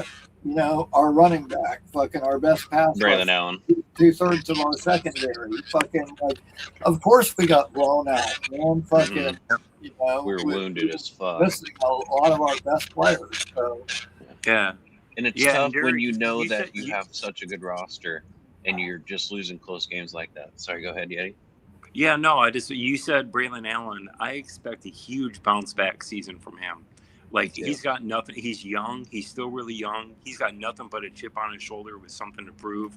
Like, fuck you guys. 250. You guys are going to count me out? Fuck you. 250 pounds. Yeah. Yeah, get that guy in short yardage situations, because whenever he was getting the bulk of the carries, man, he was averaging more yards a carry than Brees. Yeah. You'd see him like pop an 8-9 yarder, and you're like, yeah, there we go. Yeah. You know, like he would just bust it through. And I think he's the youngest Wisconsin Badger to get over 2,000 yards in a season. I think it was 2,000. Yeah, but still, as a Jet, I think his longest run is like 24 yards. Fucking Brees. I would have said 12. Did he? Yeah, Brees is still the guy. 20 yarder. Yeah, his longest by far. Yeah. Okay. Yeah, he's not a burner, but short yardage, man. I think he's going to be a problem. Yeah. And I like Isaiah Davis. Third. Me too, dude. He can catch the ball. I don't he's even. a good returner. Yep. I Hopefully brought that Nguanu up can a stay while healthy. ago. Do you remember 2 years ago we were looking for a returner? We didn't have one. Isaiah And Davis. We picked up what's his South name? Dakota State, Najee. I can't remember. I can't pronounce that name. But yeah, we picked up that guy, and then we had what did we have? Brownlee too was our other returner. But Yeah. the whole time I'm just like, Isaiah Davis is right there. That's what RB3 is made for. You fucking return kicks. Like, that's what you do. And the kid has hands. He's got speed. Not lightning speed, but, you know, he's all right. He's an athlete. Yeah, he definitely. Yeah. That's a good way to put it. Yeah, he's an athlete. Mm-hmm. Yeah, I like all three of our running backs, even all four, because the guy that I can't pronounce his name, he's, you know, producing. Nguanu, our returner. Dude, he's a great returner. I'm Him so and glad Isaiah he's Williams. back. Yeah, he's both technically our RB4. So, like, he could maybe get a couple carries. It'd be cool. Yep. Right. I want to get back to running the football. Yeah, I don't Me think too, man. I really do. I think they're going to use him at all on offense. I think they're going to keep him for the return game. Mm-hmm. He's so valuable. And he gets, I mean, in being fair, he does get hurt. That seems like every year. But, yeah, I like our special teams. I'm hoping this kicker turns out to be really good for us. I'm glad. I'm not worried about losing Charles and replacing him with Smith. Like, the kid's got speed. He has speed, and you know he's on the team for a reason now. So Arian Smith going to be a great gunner for us. Yeah, exactly. I mean, what's his 40? It's like 4.38, or maybe I'm over exaggerating. Yeah, but he was. I think he was the fastest receiver in the draft. Yep. But everyone said he couldn't catch a football. He couldn't catch. So he make him a gunner. You can be. You know what? Right? Yeah. Listen, to his credit, he's carved out a role for himself there, and special. I think he's a dog. So him and Stiggers. Yeah. And Nick Shine will tell you that he made the best reception last year, like the most complete play. It might have been like a 22-yard reception, but he stopped on a dime and turned around, and one of those miracle passes Justin had right on target, and he was right there when he turned around and caught it. And Nick talks about that all the time. He's like, that was a real play. That was like one of our best plays all season. Yeah, hopefully he can be like wide receiver 4 for us, or 5. I'm thinking 5. Yeah, definitely a solid gunner. Probably. Yeah, for a 4th round draft pick, I'll take a solid gunner, even if you don't pan out at receiver. Amen. Yeah, for sure. There's really no reason to be negative right now. There's not a lot of positions you can look at. I mean, we all know we need a backup LB. Like, if DeMario goes down, we're fucked. Yeah, you know, for sure. That's the main thing. We can find training camp. That's the one spot I am worried about. But I like I said, I think if they don't have faith in any of the young guys when camp gets here, they'll bring someone in. And if that's your only concern, I feel like you're in pretty good shape. Totally. Yeah. I mean, maybe center. And then even because a lot of us think this is. I mean, it's not a throwaway season, but nobody's really expecting anything until the 27 draft, and then we get. Right. And now, okay, on that point, let me go on a quick little tangent. So we do have DeMario. Do any of you think we can squeeze another year out of him, or is this the 1 year and done? I think so. He was top 7 in his position. I think we can get 2 with maybe a little bit of drop off in the second one, but not. Because that'd be he's definitely going to drop off, but he's still got the brain. You know, he's still smart. Quarterback defense. He knows that. Like even though you slow down, you're not as fast, but the game slows down for you Right. because you're smarter and you can see everything. Same with Minka. Yeah, very similar to Mosley. Yeah, Because Minka and Davis Yeah. are going to be like, hey, because they've seen 100,000 million offensive lineups. Minka and Davis are going to be like, okay. And then Davis will point to Onyemata and they'll be checking where to rotate. And yeah, it's a veteran leadership that we definitely didn't have last year. And I think it's going to pay massive Amen. dividends. I'll keep saying it. I'm on repeat all off season wrong. I think DeMario was the best pickup that we got.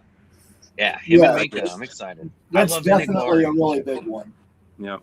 Even if it is only 1 year, but he's gonna make Sherwood look good again. Because remember, Yeah, 2 years ago, think so, too. Sherwood looked good. Or I felt like Sherwood was 3. in the wrong place at just the wrong time. Davis Yeah, was like, yeah, hey, yeah. I need you They right asked here, him but to take over, And he doesn't. and he's not a general. He's a role player, but he can play. That second slot. and he in the used to LB. play safety at Auburn, so he can Yep. chase down them receivers. He's Mhm. still young and fast enough. Yep. And I think Davis is going to get him in the right positions because I know tackles aren't everything, but he was 7th or 8th in tackles last year. I want to say 8th. So I know that's not end all be all because He even led though the he had a lot of defense. tackles, yeah, he definitely had a down year. But I think Davis. Yeah, but you know really what? In all fairness, like I said, stats can be deceiving. One of my favorite things to do in fantasy is to take a really good linebacker on a really bad team, where I know the defense is going to be on the field Right. all day because they're going to rack up the tackles for me.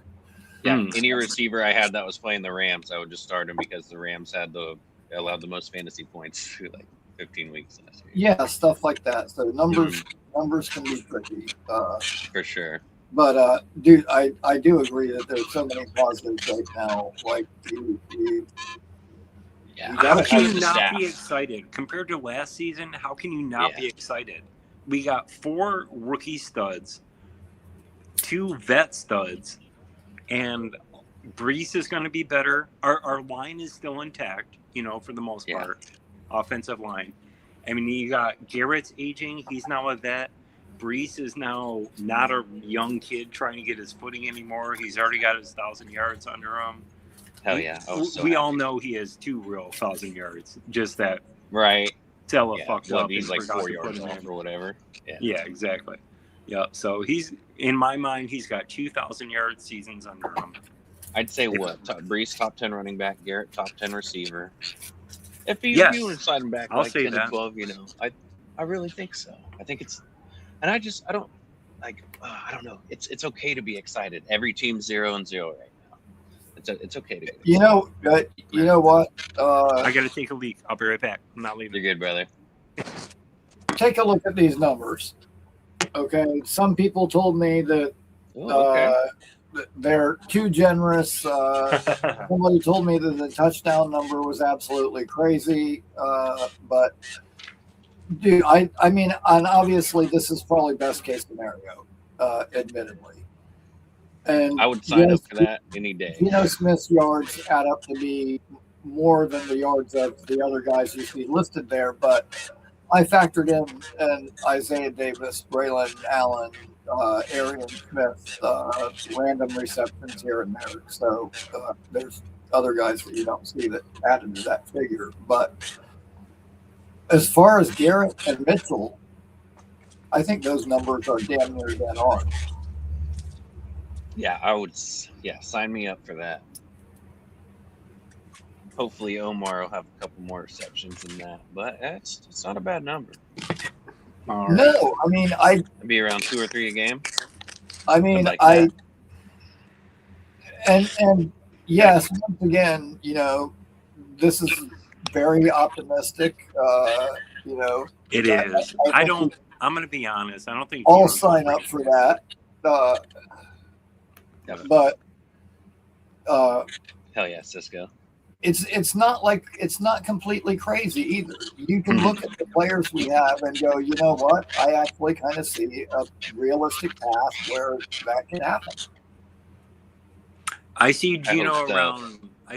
around 35.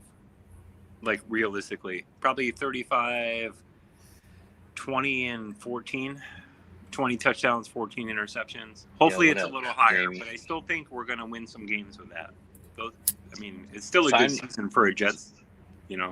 So you could give me Geno for 3,600 and like 29, 30 touchdowns. I would be elated.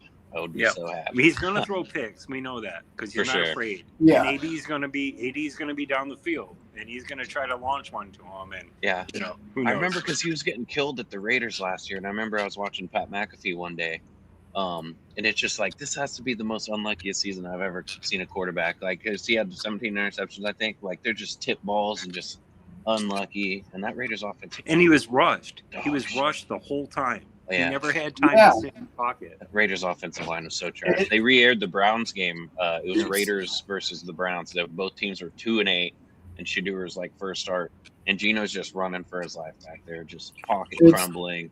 Funny. You're not going to because, have that with Olu Fashanu. My under the radar player Dane Belton only had one interception last year, but it was on Geno. That's going to be the best tackling safety we've had in a minute, in my personal opinion. Yeah. I'm very excited for Dane. And with Muji has a lot of these younger guys on 1 to 2 year kind of like prove it deals. So if they play, they'll get extended. Moose has done more to this roster the last 2 years than I've seen in a minute.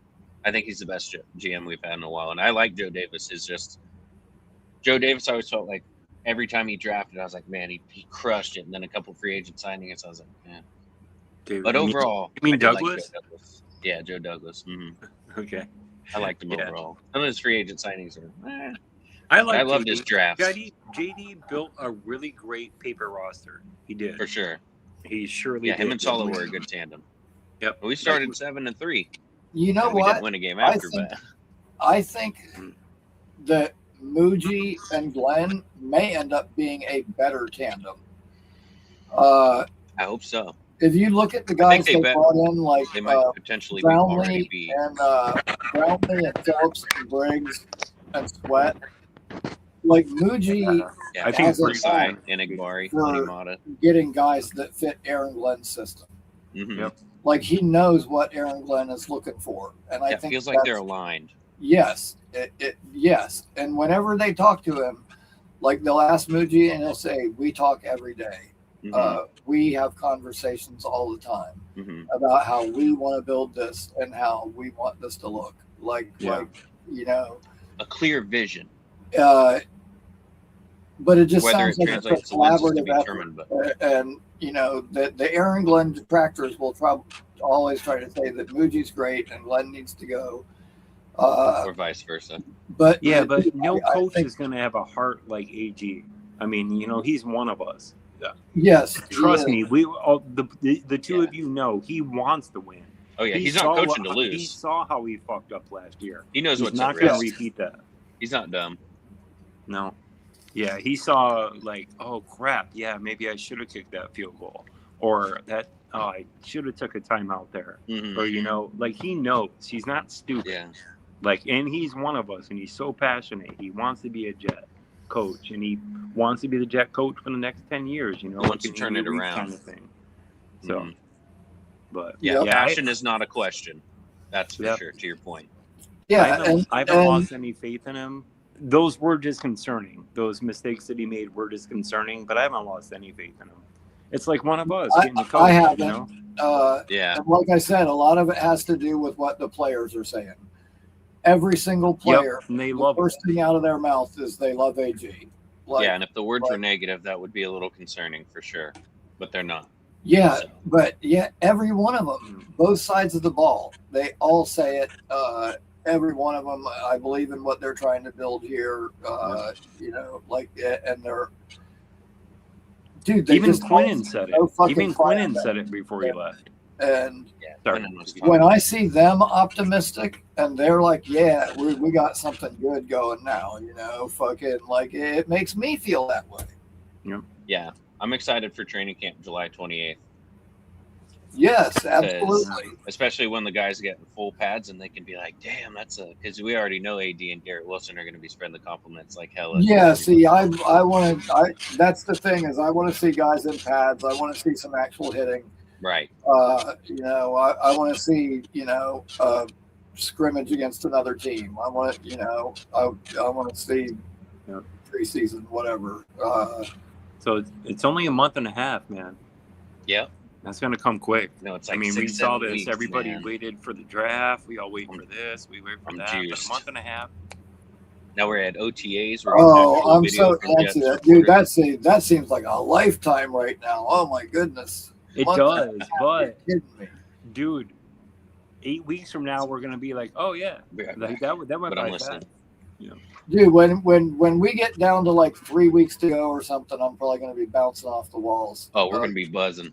Yeah, I'm going to be so ready for this. Uh, August is fun. August is still fun. 'Cause Yeah, it is. We get to see the rookies on the field. You know, we get to see the guys that might make the team. You know, we always pull for somebody like. Yeah, God, or who new were the guys. names of the guys last year? Who was that? Who was that one wide receiver we were all talking about? He made the practice squad. Shit. I know Quentin Skinner. Yeah, Skinner. Thank you. Yeah, from Kansas. yeah, Yep. yeah, we just waved him, right? Yeah. I know that sucks. I had such high hopes for him. I thought he'd be at least a contributor on special teams, but hopefully he lands on his feet. You know what? I'm He's a good wondering player, KU. if Malik McLean can do that this year and be like this year's Quentin Skinner. Like every time Speedy I guy. saw freaking Klubnik completing the pass, it looked like he was catching it. So it looked Hell like yeah. he was having it. You know. Is he Okay. undrafted Yeah. or free agent? Okay. Yep. Wait, Cool. Do you guys remember 2 years ago with Aaron Rodgers? There was this tall white kid that did a rap. He rapped like Vanilla Ice maybe or something on the. Do you know who I'm talking about? I'm not sure. Was he on the I practice mean, all squad or these something? kids come and go. Who knows? But everybody was Right. like, yeah, he might make the team. But yeah, we never heard of him again. Somebody in the chat knows who I'm talking about. Yeah, he did a little rap. I don't know. It might have been on One Jets Drive. But yeah, he like rapped. Maybe it was Eminem. I think he rapped an Eminem song or something, but he got it. Oh, there you go. Hit a shaved head. Jerome Cap. Cap. Yep. Nice. Bam. Yep. Everybody loves. Oh yeah, Cap. BG. Nice callback. What's up, Boy Green? Well Hell done, yeah. Boy Green. Wow, Boy Green. That's my got guy right there. impressive with the Love answer. Boy Green. Nice ass dude. Yeah, hell yeah. Shout out to Absolutely. you, BG. Dude, I just got into Boy Green. Like I mean, not just, You but about a Jets year talk ago. first thing in the morning. No, Yeah. I'm telling you. I used to listen depending to on my schedule, Spotify at work all the time. Well, He was gracious enough to for let me on the show. for He's me, such a good it's guy. actually the Jets show I listen to last before I go to sleep. So for Okay. me, But kudos to him. He gets to drop breakfast time, everything. but for me, it's the end of the night. I've been at work all night or just awake Hell yeah, all Boy night Green. because that's my schedule. Yeah. And usually when I'm walking in the door, the show's about a half an hour in. And but yeah, I get my Jets talk first thing in the morning. Yep. Yeah. Every morning on Coffee Boy Green Club. Daily. Yeah. And he drops it first, and then everybody repeats his shows throughout the day. Yep. You notice? Yeah. So That shout was out to a- Boy Green. As soon as I got to work, if I was ever driving, straight to Boy Green, put it on my Spotify through the speakers in the truck. Hell yeah. Shout out Boy Green. Yeah. That's awesome. dude, man. I try to catch him. I wake up around 7:30, 8 o'clock now most Yeah, days. on the weekends. And on the I catch weekends, him. I I try to catch call in. the end of it.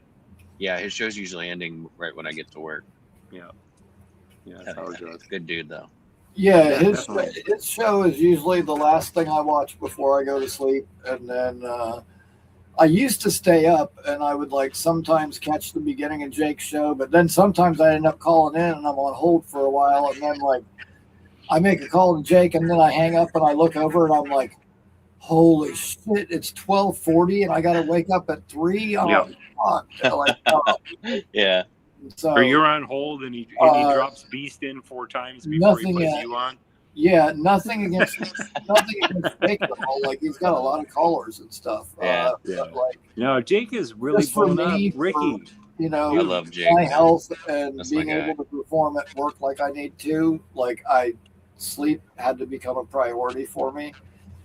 And so you know, like if the show starts too late or, you know, there's a lot of other callers or something, like, you know, I got to cut off time. Like, you know, once it gets to be like 10:30 or something at the latest, I'm like, okay, I got to sleep. Can't. Yeah. You know? Right. Yeah. Yeah, no, Yeah, I it's still so love cool. Jake. Even though we don't agree on AG, I still like him. You know, he's the reason that I met all you guys. You know, Dude, Same. Yeah, same. he's the only Mostly. reason I'm doing this. Like, if I hadn't have saw Jake's show, I wouldn't have thought about having callers. But as soon as I saw him It is having nice. callers, I'm like, you know what? From all the years that I called into sports talk radio, and like this is a format that Mhm.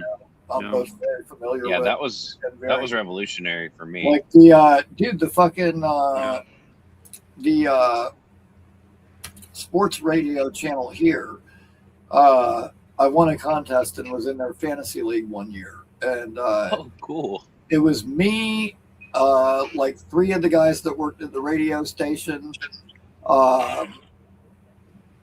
Evan Longoria. There was like a guy from the Lightning. Fucking there was like a few different people that were in it, and That's awesome, brother. it was really cool. I could tell you exactly how long ago this is because they had these big chalkboards set up with like I can't remember. I think it was 10 teams, and each slot was numbered for all the different rounds. And so whenever somebody would pick a player, they'd write it on this chalkboard. But dude, you could just look up and see everybody that had been taken already. And Hell so yeah. I ended up with like the first overall pick. But then I had to wait for it to go all the way up and come back down again. And then with my very first pick, I took Sean Alexander. And then, Panthers. God, I want to say I took like Randy Moss and somebody else. I got a couple of good receivers. But then we get to like the fourth round. And I'm going. So is this the odds? Are you talking like 2000 something? It's been 05-ish. Like 2006, 2007? Would have been around there. No, it's Sean probably a Alexander little made bit the Madden earlier cover in than that. 05. It was probably a little bit earlier than that. Okay. Hell yeah. I'm just trying to think of when those guys were relevant. Yeah, this might have everybody been. was taking them. This might have been more like 04, 05 or something. 04 should have been my freshman year, high school. Yeah. At any rate, we get back to the fourth round, and I'm looking up at this chalkboard, and I'm looking up and down, and I'm looking for a name, but I don't see it. I notice I don't see it anywhere. And like, so I'm like sitting there, and I go, okay, I'll take Tiki Barber. And like immediately somebody goes, dude, he fucking went a long time ago. I was like, well, then where's his name up there? And everyone was flabbergasted. They were like, holy shit, I thought he went too. Like he was still there. Like nobody could believe it. Yeah, this is pre-phone. It's probably a little trickier back then. You know, yeah. so yeah, and that's when Tiki was, you know, real good with the Giants. Yeah, you can't trust humans. You can only trust computers. Years. And so, like, yeah, I ended up with a loaded ass team, and I made it to the championship and got knocked out. But that was cool. At any rate, and dude, when the one Super Bowl was here too, I hung out with a guy from Vegas that used to do, you know, national talk radio at night, and he was real cool. Paid for my food all night. Watched him do his show, and that was awesome. And then I went to a party that was a Jets party that was being thrown, Super Bowl party. Were you in Florida, or where were you at the time? I was in Florida. Okay. And I'm not going to say the name of the former player that was involved or whatever, but at any rate, when I walked up and I walked right in the door, and there was nobody standing there, and I just walked in. You know, I walked in, started walking around, And at any rate, a little while goes by, and this guy comes up and he's like, "Hey man, where's your wristband?" And I'm like, "Nobody gave me one."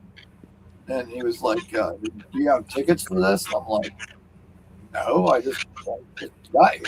I heard about it and then came over here." And, well, dude, we got a big problem. Like, this is a VIP event. Fucking, everybody else paid a lot of money to get in here. And you're in here eating the free food and drinking the free drinks. And, Yeah, good for you. And I was like, first of all, I'm not eating any free food. I am having a drink, and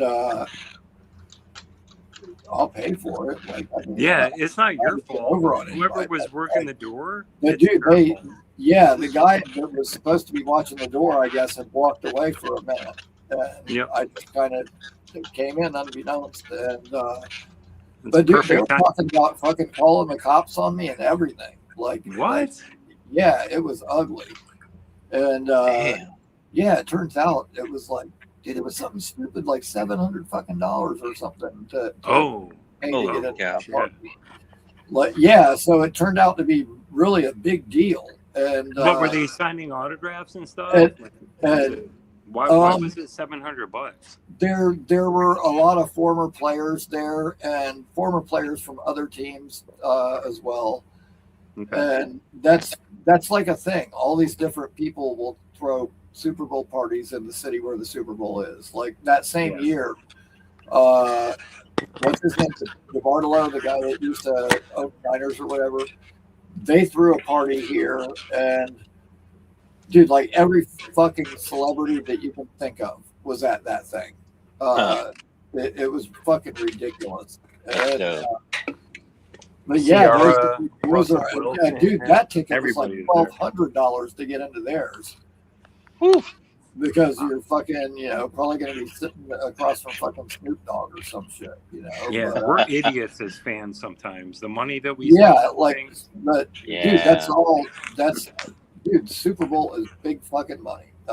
But at any rate, I was outside and they were going to call the cops on me, and I'm trying to plead my case to them. And just then, one of the guys that he started off as an intern at the radio station, and then it ended up with his own segment on Sunday afternoons talking about NFL. And he was in the fantasy league with us. He walked by and he saw me. And he came over and talked to the people. And he had done other events with them before and knew them. And was like, "Listen, man, I know Ricky. He's a good guy. He wouldn't purposely do something like that. You got this all wrong. there's nobody to blame except for that doorman. He kind of The doorman's fault, dude. stepped up to Yeah. bat for me and talked to the people, and they told me I had to leave, but they wouldn't call the cops at least. So, That's good. but yeah, so long story short, I got connected with like talk radio, and that's a format that I've always liked. I've always loved hearing the fans and hearing their opinions, and Yeah. dude, sometimes the fans got some really good takes. Yeah. They got better Most of my takes favorite than shows let than people call in. commentators. Yeah. Yeah. And so, yeah, as soon as I saw a show that had callers, I knew what I wanted to do. And, That's cool. it was Jake that gave me that idea. And It's just awesome. It just lets other Shout out, people Jake. know that, yeah, sorry Yes. to interrupt, but yeah, it just lets other people know there's other people out there like us, that have opinions, and sometimes they're fucking radical, sometimes they're whatever, Right. but we're all fans and we want to get our voice heard, and it yeah, but even when they're like radical, they're it fun happens once in a while. sometimes. Right. Back City. Yeah, because like I don't have any Jets friends here in Kansas, man. So like I seen that BG and like Jake were letting callers in. I was like, what? Yeah, no It's shit. a little nerve wracking at first, I was a little shy, but then you get Yeah, and ingratiated in the community. nice to be able Jets to. fans are the And, best. Yeah. It's just yeah, it's awesome. Jets fans Love are hanging the out with all best. you guys. And as a YouTube community, we have never, ever got to experience postseason Jets football, ever. Not No, crazy. yeah. I want that, dude. I want that for all of us so bad. I want to be on You're right. with you guys Oh celebrate. man, I can't. Oh, I can't wait. Yeah, you're right. I You're can't. really right there. There's this Playoffs whole are- YouTube It's a good point. movement. We've never seen the Jets succeed during this whole YouTube movement. Like No. we've always been bottom of the barrel. 7 wins was Yep. our max, right? Yeah, we haven't won more than We've 7 only games in a maxed at decade. 7. Mm-hmm. Yeah. It's depressing. But when we do, and you can feel it, like even like I'm not a Knicks fan, I'm a Lakers fan, but you can feel that resonating effect. Like it just that's why Jake mentions it all the time. Like if the You Jets ever can. just win, what it's gonna do for this fan base, even if it is just a first round playoff exit, I'll be juiced. Give me 8 Yeah. and 9. You know, Dude, like I want to win more, but absolutely. Yeah. And Dude, 8 and I don't 9 is know. a good year. fan base. I'm so sold on 8 and 9. Such an Yeah. improvement. I'd take it, man. Like obviously I want to Yeah. win more, but man, I'd be like, okay, at least you're playing meaningful games in December Yeah. and January, and you have a fighting And I chance. want I Once want you like kick- 4 of those losses to be like under a touchdown. 7 Yeah, or close 6 ones. points or less. Because we're gonna put the Bills to the test, dude. Josh Allen's gonna be scared us to play us the second time. Yeah, We're gonna get in his ass that first game. They might win, but he's not gonna be like, "Oh, And we awesome, we get to play the Jets again." Yeah. I don't think he's gonna say that. and we beat him with Zach Wilson. I think Zach beat him twice, and they definitely probably had a better roster than us both time. Yeah. That week 1, man, whenever Xavier Gibson ran that punt return back, Gibson. I jumped. Yeah. I was like, "Oh my god, dude, Salas got this figured out." I know it's just 1-0, but I was like, "We beat Yeah. the division rival, who's been a thorn in our side." I was like, "Okay, maybe we will trade with the Pats and sweep the Dolphins." Because Maybe. the key is winning the division. I'm not sure if we'll do that. This one we year. Yeah, still had a I- little bit of hope. You know what? We're gonna If be we could competitive. just- Yeah. If we could just split with the Bills and the Pats, I would be happy. Same. Yeah. Let's I make think anybody some would sign up for that. I've been saying we're going to go 3-3 in our division. I'm still kind of firm on that. I think we still won from the Pats, but I don't know if we can beat the Bills. But I know the Bills are going to know that they played a damn hard I think football we game. can. Yeah, and they I'm have a new going head 4-2 coach. because I think we can sweep Miami. Yeah. Sean McDermott's not there anymore, so we'll see what Joe Brady's made out of. Yeah. F the Bills and the Right. Pats, so I know that. And they're going to have their new stadium and shit, right? They got their new stadium coming. Mm-hmm. Yeah. Mhm. Next year, similar with Tennessee, I believe. Nissan That'd be- Stadium in Tennessee is going to be gone next year, and I think Buffalo's moving into their stadium this year. That would be such a cool I feeling think so. to trounce them in their brand new stadium. Oh man, Just That would be awesome. like 32-12 or something. I mean, I don't know. It's a pipe dream, but I'm just outside of saying. Josh Allen, I think the Bills are gettable. I'd take our offensive line over theirs. I'd take our defensive line. They over added theirs. some weapons, though. They got some DJ weapons. Moore is going to Yeah, be they got scary. more. Who's that the bummed other me guy out. they got? I can't remember. I know they got DJ Moore though. Do they have Juju Smith? No, I'm fucking pulling that out of my ass. I think Sorry. he's still a No, chief. they got him. They drafted a kid. Let's see what we got here. Oh, the kid they drafted. And they're tight ends, dude. You can't fuck around with Kincaid and Knox. Right? Yeah, they've got 2 of them that are good. So Yeah. Oh, we Keon got 2 good tight Coleman. ends, too. Keon Coleman, Khalil We Shakir, got Michael those guys. Hardman. dude, Coleman, I think, is very close to playing his way off that team. Yeah, I thought they- he was going to be a free agent this year. I don't know what first happened rounder there. too. They drafted that Skylar Bell out of UConn. I kind of wanted him. Yeah, dude, he's good. Dude, who they really got was Caleb Elamsor, the fucking linebacker. And UConn's one of those tough schools. I You know, wanted like, him so the teams they fucking bad. play, they're Oh, I hard to wanted judge. him so bad, and he ended up going to the Bills, and that would have been with the fucking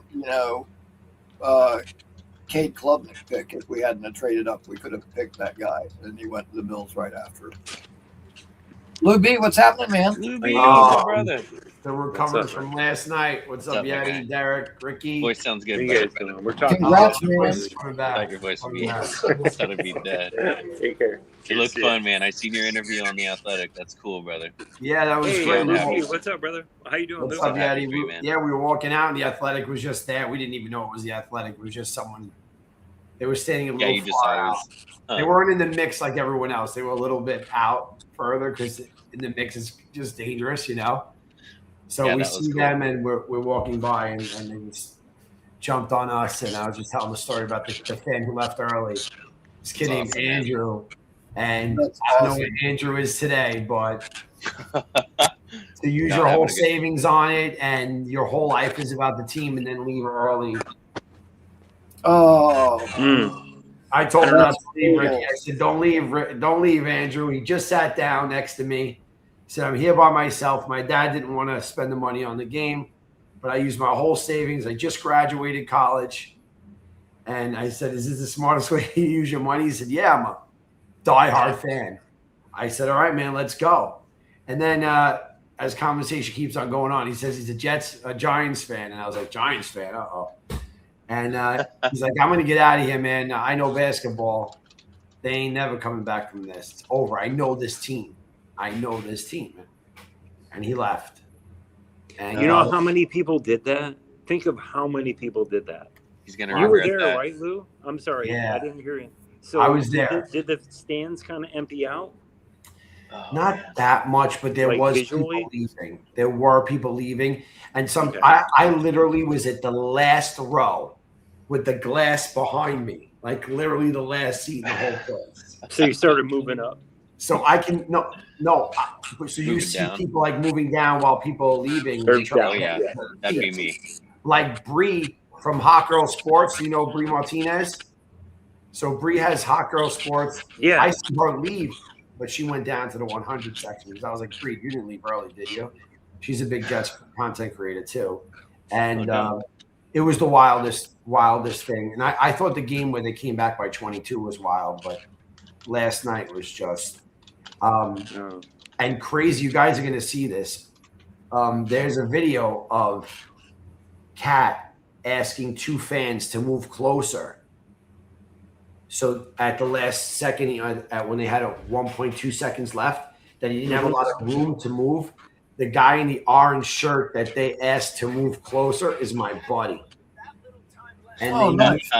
Hell yeah. in the orange shirt, and he moved closer to the shooter, and he had no room. So Kat was like, "Move in." He's telling the fans, the guy in the orange shirt I grew up with. He's a lifelong Knick fan. That's dope, Right. man. He waited his whole life to contribute to the team. And look, you can see it. That's so cool, Kat man. calls them in. Look how close they move. That's Dude. awesome. Kind of So wild. many Look milestones. on them. Look at that. So many memories and milestones were created last night. Like, Wow. what a Yeah. great game. What a great game. Yeah, I'm going to tell you, I think just like everybody else, I stopped watching midway through the third quarter. I was like, fuck. I went, I took a shower. I made dinner. I made a grilled cheese sandwich with ham. nice. Yeah, I made me a grilled ham and cheese. And Sounds good. I don't know. And I came back in and we were down like 3 or something. And I was like, what the fuck's going on? And my girl was like, yeah, you should have been watching this. I tried calling for you, but you didn't hear me. Yeah. So Crazy, man. that was You're like, Yeah, "Are you in Twilight Zone?" I stopped watching for a while in the third quarter, and I was like, I think I'm bad luck. I need to stop watching. Maybe else. that's what I felt. Because as soon as I stopped And watching, we they came did. back. They started doing better. Like I came back, and they're like, "Oh, we're only down by like 11 now, or something." And then next thing I know, it was like single digits, and Nate was there, and so we're all Yeah. watching the game live on his phone. Yeah, As it's Natty on. show. Oh, And- you were on Eddie? Yeah. Yeah, it's I was dope. on Addis show, and Nate was live from the dude, stands. so yeah, like we saw it. We saw the game-winning shot. Like, Yeah. we saw it. Like they scored. Like fucking, it's a like 1-point game. I jumped 5 up. seconds. Like you I know, was like, no. Nick's got the ball, and all of a sudden they like stopped the clock to fucking wipe the fucking floor, and Nate lost his fucking mind. He was Yeah, like, he "You did. gotta be The whole place erupted. Oh, The dude, place erupted. he went nuts. But Yeah. then fucking when they got the ball and they fucking scored right away and won, and that was it. Fucking like he went fucking bananas, dude. He Yeah. fucking went off. He was so fucking excited, and I was so happy for him and for you and Same. for Jake and for All everybody the else Knicks fans, that man. I knew that was there that got to see that in person. There That's you what go. just That's what they won. It was That's amazing. I dude. was like, madness. Good for Yeah. you, Lou. Good Just for you. madness, happy for man. you, I'm really brother, happy man. you were there. I'm This is really Yeah, it was dope, happy. great. dude. It was I- great, I and agree. so many people, like you said, have memories, man. And like I You'll said, never forget that. I'm not a diehard basketball fan. I go to a bunch of good games. I But went now to you got to be. this year. But with the Jets, man, I really feel Woody was there and his son, and you got to think that they're watching this, Yeah. saying, "Man, what do we have to do to feel Right. this?" Because This Woody's energy. son Brick is a very big Knicks fan. I've sat there and seen Brick a bunch of times, and eventually that team will be Bricks. He's getting animated. Right. Yeah, he's a real Knicks fan. Yeah, I don't think they plan on selling. It's not just a thing for him to go to games. He's a real Knicks fan. But when Rick they're Johnson sounds like a porn name. I just got to say that. Brick Yes, Brick Johnson. That's a porn name. Johnson. Totally a porn name. And Yeah, it's a good you point, gotta though. hope that they're saying, what do we have to do to get to this place? Mhm. Because the way that New York State and City have, and New Jersey, Long Island, Connecticut, Westchester, have all come together on this. They have to pray that they find a way to do this for the Jets, because the Giants are like a white collar team, right? It's different. Yeah. The Jets are the real, Especially from an ownership standpoint. yeah. I would, yeah. So you gotta just know that when it happens for the Jets, this city will go crazy. And this brought so many people into sports right now. Mhm. It's really good for this is really good for the Jets. This is really good. Yeah, for Yeah. I think so. And It's a good listen, point. man, It is. I think they've made a lot of the right moves, and I think it can definitely happen. I think everything's pointed in the right direction for right now. Me too. I think Muji's the guy. I really Me too. do. I think he's doing exactly what the Knicks did. That owner that was didn't look. I don't think Woody Johnson means to mess Too it hands up, on. right? Yeah. But he's an owner. He wants it to win. If he could wave a wand to win tomorrow, he would. Oh yeah. Right. Not that Oh easy. yeah, oh yeah. And, I mean- and like, listen, the first 10 Yeah. years he had the team, we were in the playoffs 6 times. Like, he definitely wants to win. He definitely cares. I've met him before. It's nice to be. But That's I why think what happens is once the losing gets to a certain point with any regime, he gets frustrated and then he tries to step in. And Yep. Yeah, So- as an owner, you have to of a business. If something's going wrong and people Yeah. are in your ear, that's what Yeah. happens, right? You own a business, people are in your ear, and you try to make moves. You don't know who to listen to. Yeah. And obviously, he listened to a lot of the wrong people, but who's to say the other people would have been wrong? It's just a big mess. But Mhm. I don't think no one's confusing Muji. I think our GM, there's no one in the league that's confusing this man. There's no one that's going to make him make a left. No. He's And for what it's worth, I've seen about a half a dozen different videos talking about how the Jets are building things the right way, and they're not by like Jets content people. Yeah, they're not Right. Jets people. just That's normal right. football Yeah. people that do all the teams, and it's like, you know what? A lot of people are talking about how we're building and how we're building it the right way, and then.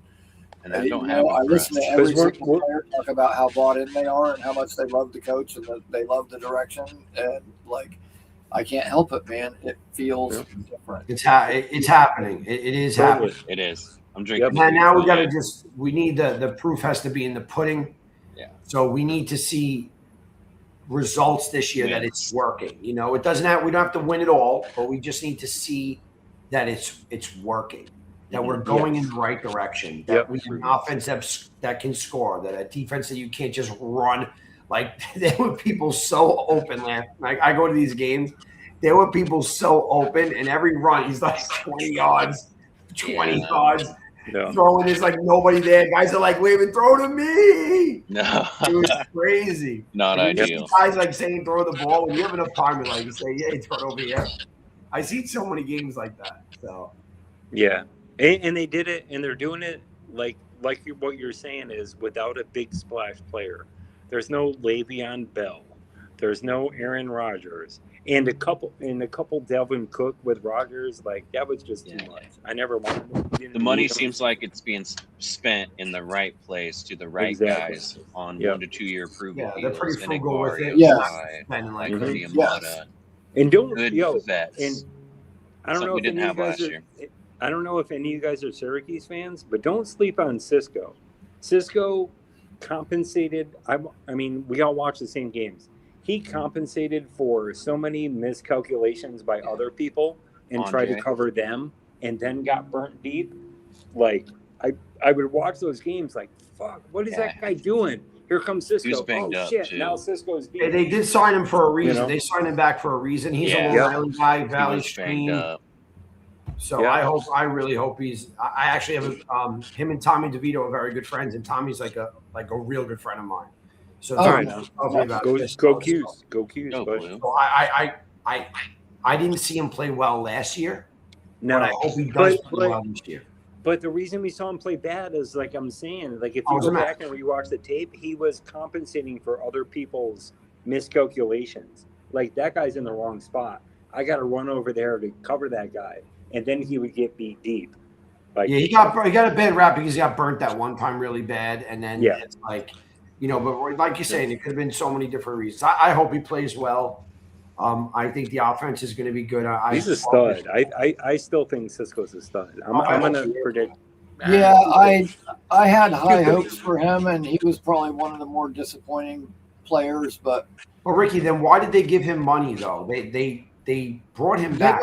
they listen. I'm not going to second guess them because those guys see those players every day. I don't. So they obviously saw something in them, and I think. I trust Muji here. I think. I don't want to. Sorry to interrupt, but I think he got $8 million on that first year because they only had him for 1 year. I think it was $8 million, and I think this current one is like $4 million. So they got him back for half price. Yeah. Cheap. So I'm cool with Paid him, I'm cool with that. Mm-hmm. It gives him incentive to play harder too, so that's fine. And he knows he's got Malachi calling the shots. Like he can be like, "Hey, no, you need to be over there." He doesn't have to worry about some, He's a great team, so that's the type of guy we want on the team. Right, and he's from Jersey. Yeah, from Long Island actually. He's a Long Island guy. Or Long Island, hell yeah. Valley Stream, Long Island, and people like him a lot. Mm-hmm. I almost went to dinner with him because when Tommy was still in New York, we were going to set up a dinner, and then he got traded to the Patriots. So that'd have been cool. Yeah, I was just with Tommy about a month ago. So, nice, dude. That's awesome. Yeah, he's a very cool dude. Awesome. Oh, we'll see, man. I just wanted to call and say hello. I just woke up. I went to sleep midday. I've never done. Well, I'm sure you had a fun night last night. So it was crazy, man. It was so emotional. It was so emotional. I don't even know how these guys played the next 2 days later.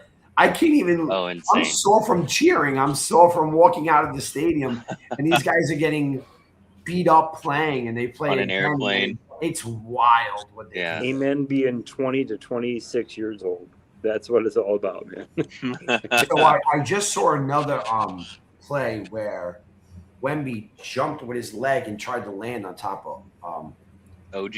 Yeah. He was like bunny hopping, trying to step on guys' feet. Like, what is with that? Like I seen him get hit with an egg, and I was like, oh, you can't do that. I'm actually glad they hit it. Yeah, but Luke, did you see on that same play the Knicks weren't fucking around with that? They just kept shoving him right back. And they dude, you can right end someone's career. You can snap someone's leg and end generational wealth and a generation of fans that would have not had the feeling we have. That's a dirty fucking guy. Yeah, it is. Yes. Jake Like, you want to punch someone's front, you want to break their leg or break their ankle. I'm glad he got hit with an egg. I'm glad he got abused. It's not cool. It's like that. But they shoved Braylon as Allen. soon as that happened, they shoved his ass right the fuck out of there. Everybody was just fucking shoving his ass right out of there. He really is dirty. It's cool to see. He really is. Yeah. You can't do that. He could have literally snapped his fucking calf. Yeah, like, it's not cool. You're 7 foot something, whatever the hell, jumping that high. You know how much pressure that is? Pressure. Man, fuck that guy. Real. Yeah, he earned a lot of non-respect from Knicks fans last night. That's when it was really loud. When he I'm missed sure. those I'm sure shots. the Spurs Oh. still love him, but I think the Spurs are the only team that still loves him right now. Because remember, all of America was watching that game last night, so they saw what his character and they saw who he was. And 2 nights ago, they saw him shove Brunson to the ground. Everybody saw that. He should not even be playing the next You know? game. He should not even be playing the next game, Yep. right? That should have been the second, Yep. and that he should have not even been in. But you guys have a great night. You too, Luby. Congratulations, You too, Lou. man. I'm so glad you guys Congrats. got to experience that. That's Me and fucking Jake, awesome. really had a good time. We went to a few of the games now, and believe it or not, the watch party was one of the funnest things ever. For $10, you got in there. We sat in a It looked fun, $189,000 seat for $10. It was kind of cool. That's It looked fucking fun. awesome. That's It's a deal. awesome. We're so happy for I you. averaged down. Gotta pee. I'll see you guys later. Take care, Luby. All All right, the man. love, Take brother. care, man. Have a good one, man. Go Jets, baby. Back on the town. Yeah. Luby the man. Absolutely, dude. That's awesome. You know, Love Luby. this has been 2 nights in a row that the New York sports fan community has picked me up, and That's good, man. that it's awesome. You know, and like, you know, right now, It's a distraction. you know, I got you on here and Letty on here.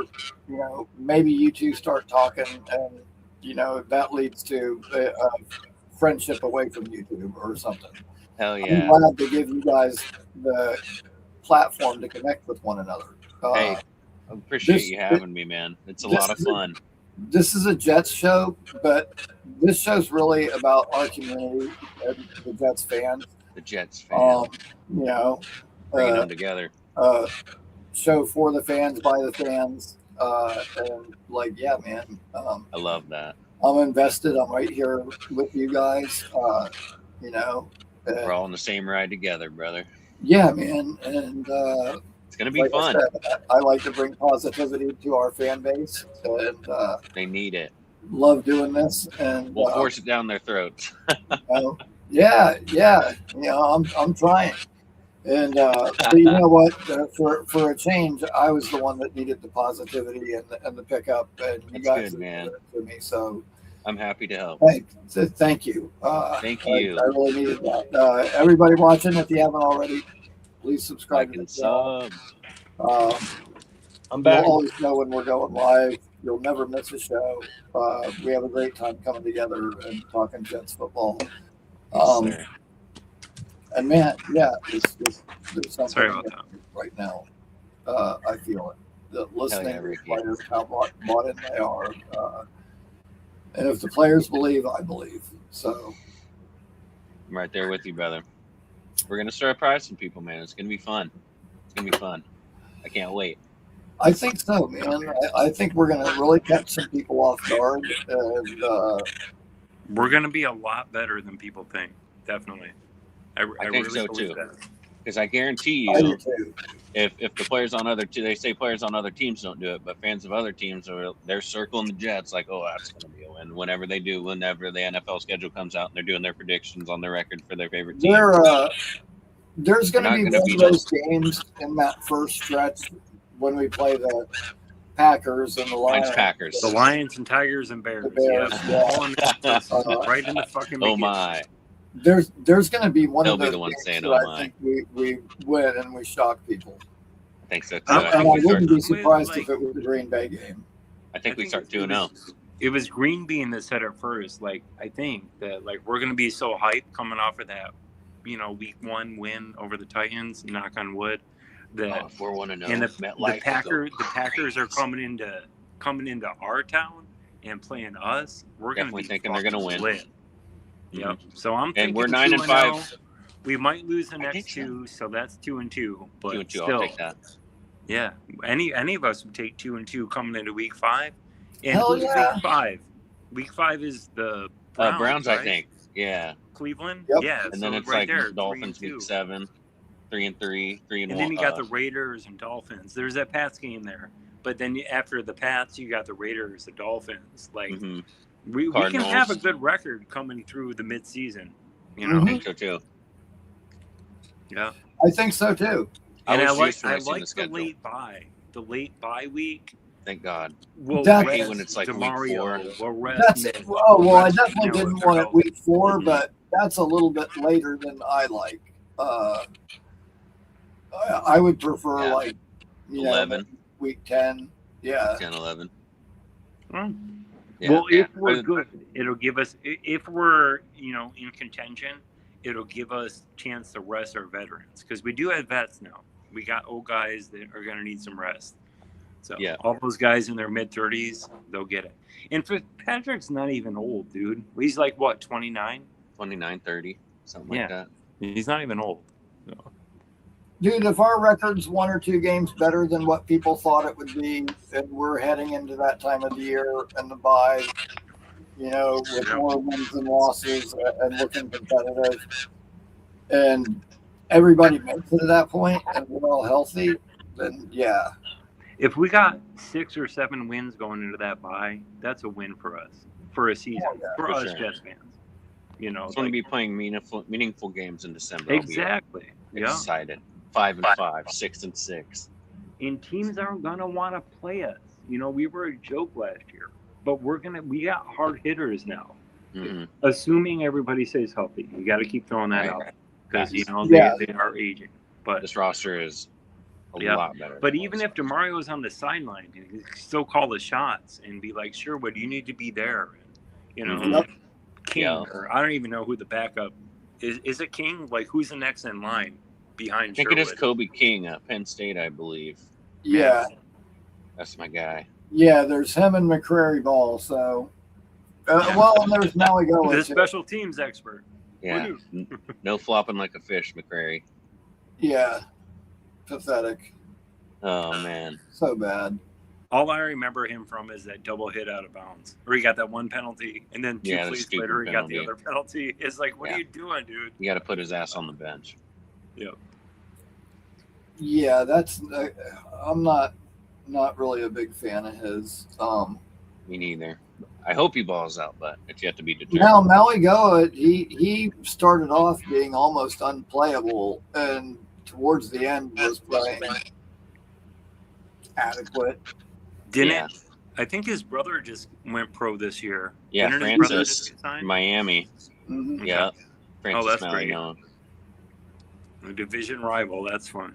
So we're gonna Yep. have the They'll be seeing each other. 2 games. They'll be head to head against each other. That'll Yep. be fun. Yeah. Francis is a massive fucking human, man. Oh, my God. What'd you say, buddy? I didn't hear you. Oh, that Francis Malignone, he's a massive human. Oh yeah. Insane. It's going to be fun, though. I'm excited. Cool. Sign me up for 2-0. I'm sticking with it. Right, dude. I would be ecstatic if we started 2-0. Me too. I think on my prediction I had us at 1-1, but And I had us- Jeremiah Love is I had injury it. prone. I had us going on a late run and still ended up with 9 wins. So Yeah, and they don't have Dobbs anymore. So if Christian Watson can't stay healthy, and we already know Michael Parsons ain't playing, so And what's going on with the running back with the domestic dispute? Jacobs, I don't know. Yeah. oh, good who question. knows, man? Goodell He's probably hit him with like a wonderful, 6 but game or something. Yeah, who knows if that affects him right off the Yeah, bat. if Josh Jacobs and Michael Parsons are out, the Packers didn't win a single game once. But Micah dude, then got hurt. plus they lost Rashawn Gary, they lost Quay Walker, And they Igwari. lost Romeo Dobbs.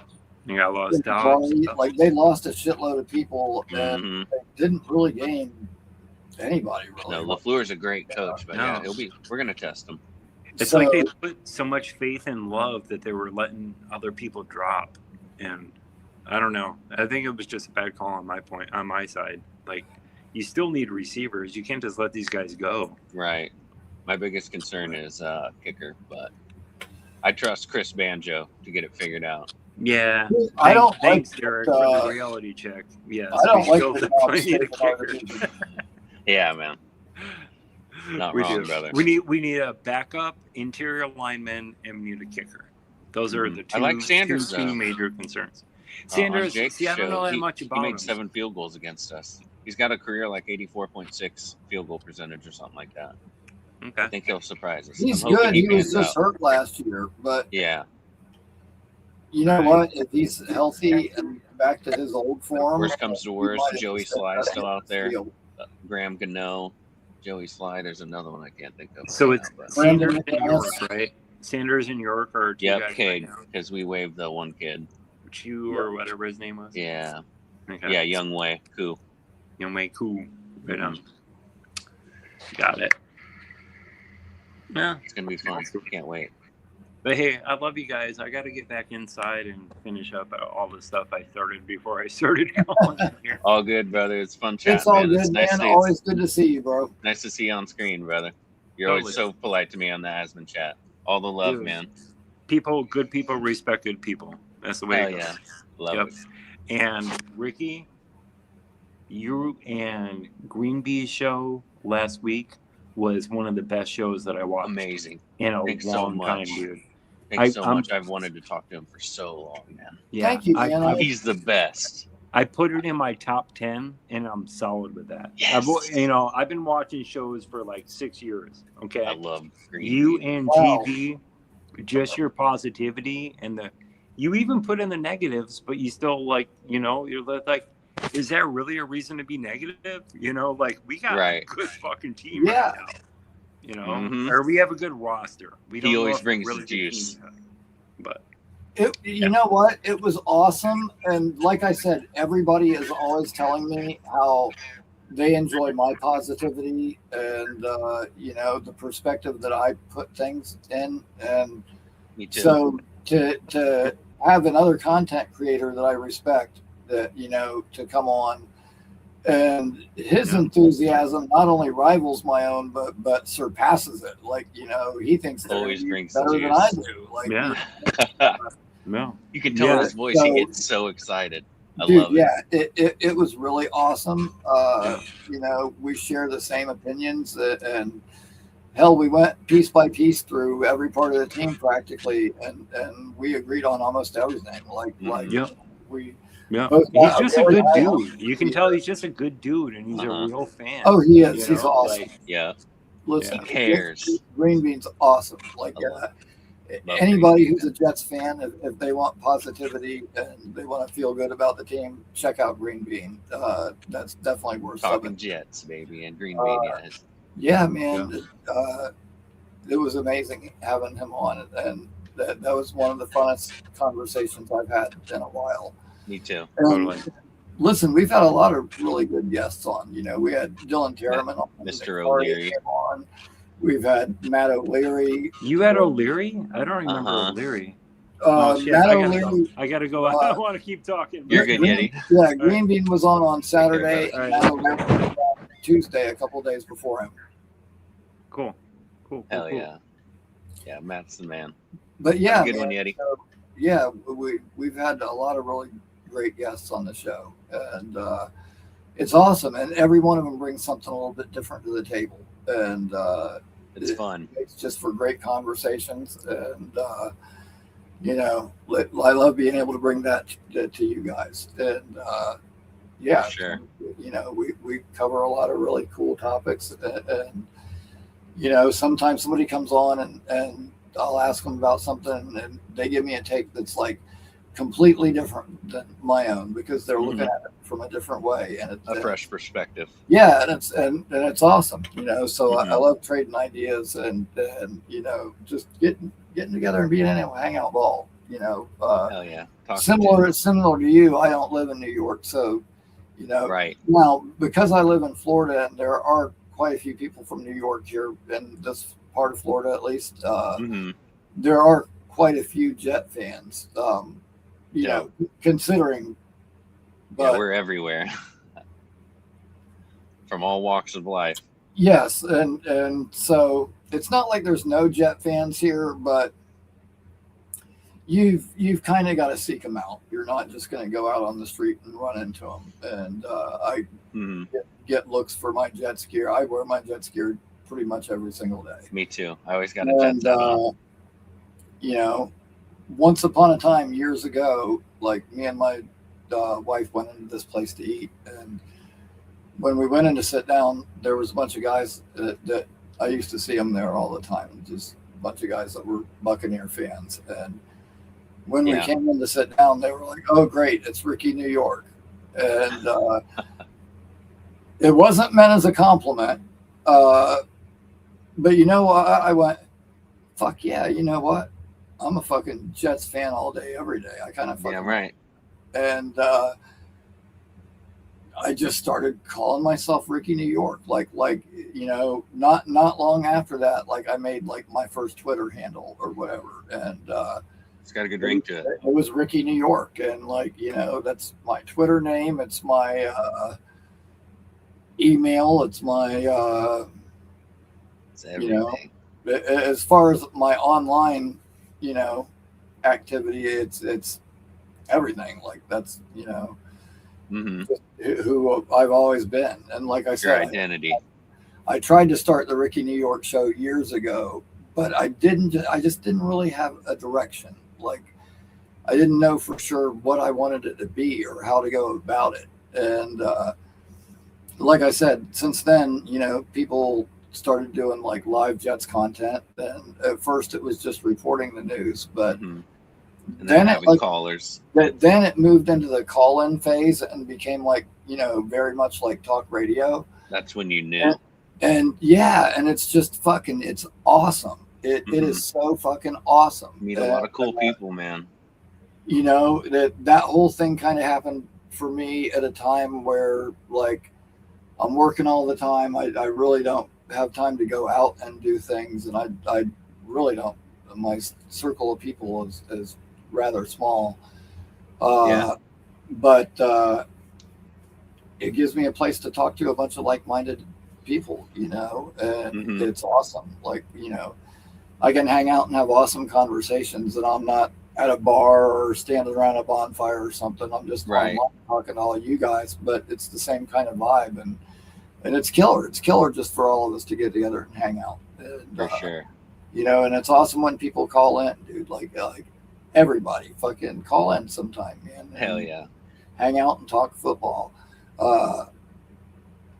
But yeah, man, that's the whole thing, man. I made this channel for the fans where we can all get together and just hang out and make new friendships and build this community and just a place for all of us to be together. And it's awesome. You guys have made it awesome. Dude, we don't even have football this time of year. I know, right? We've got OTAs, but this is like the slow time of the year. Uh-huh. But These are all the in diehards that tune in. last week or so, I've gained more subscribers than I have in probably the 3 weeks prior to that. Hell yeah. And big shout out to Green Bean once again. Awesome For for sure. him to come on the show with me. Very honored and had just an absolute blast talking to him. And So much that fun. that video got a lot of views, and a lot of people really liked it, and several of the subscribers came right after that. So Hell yeah.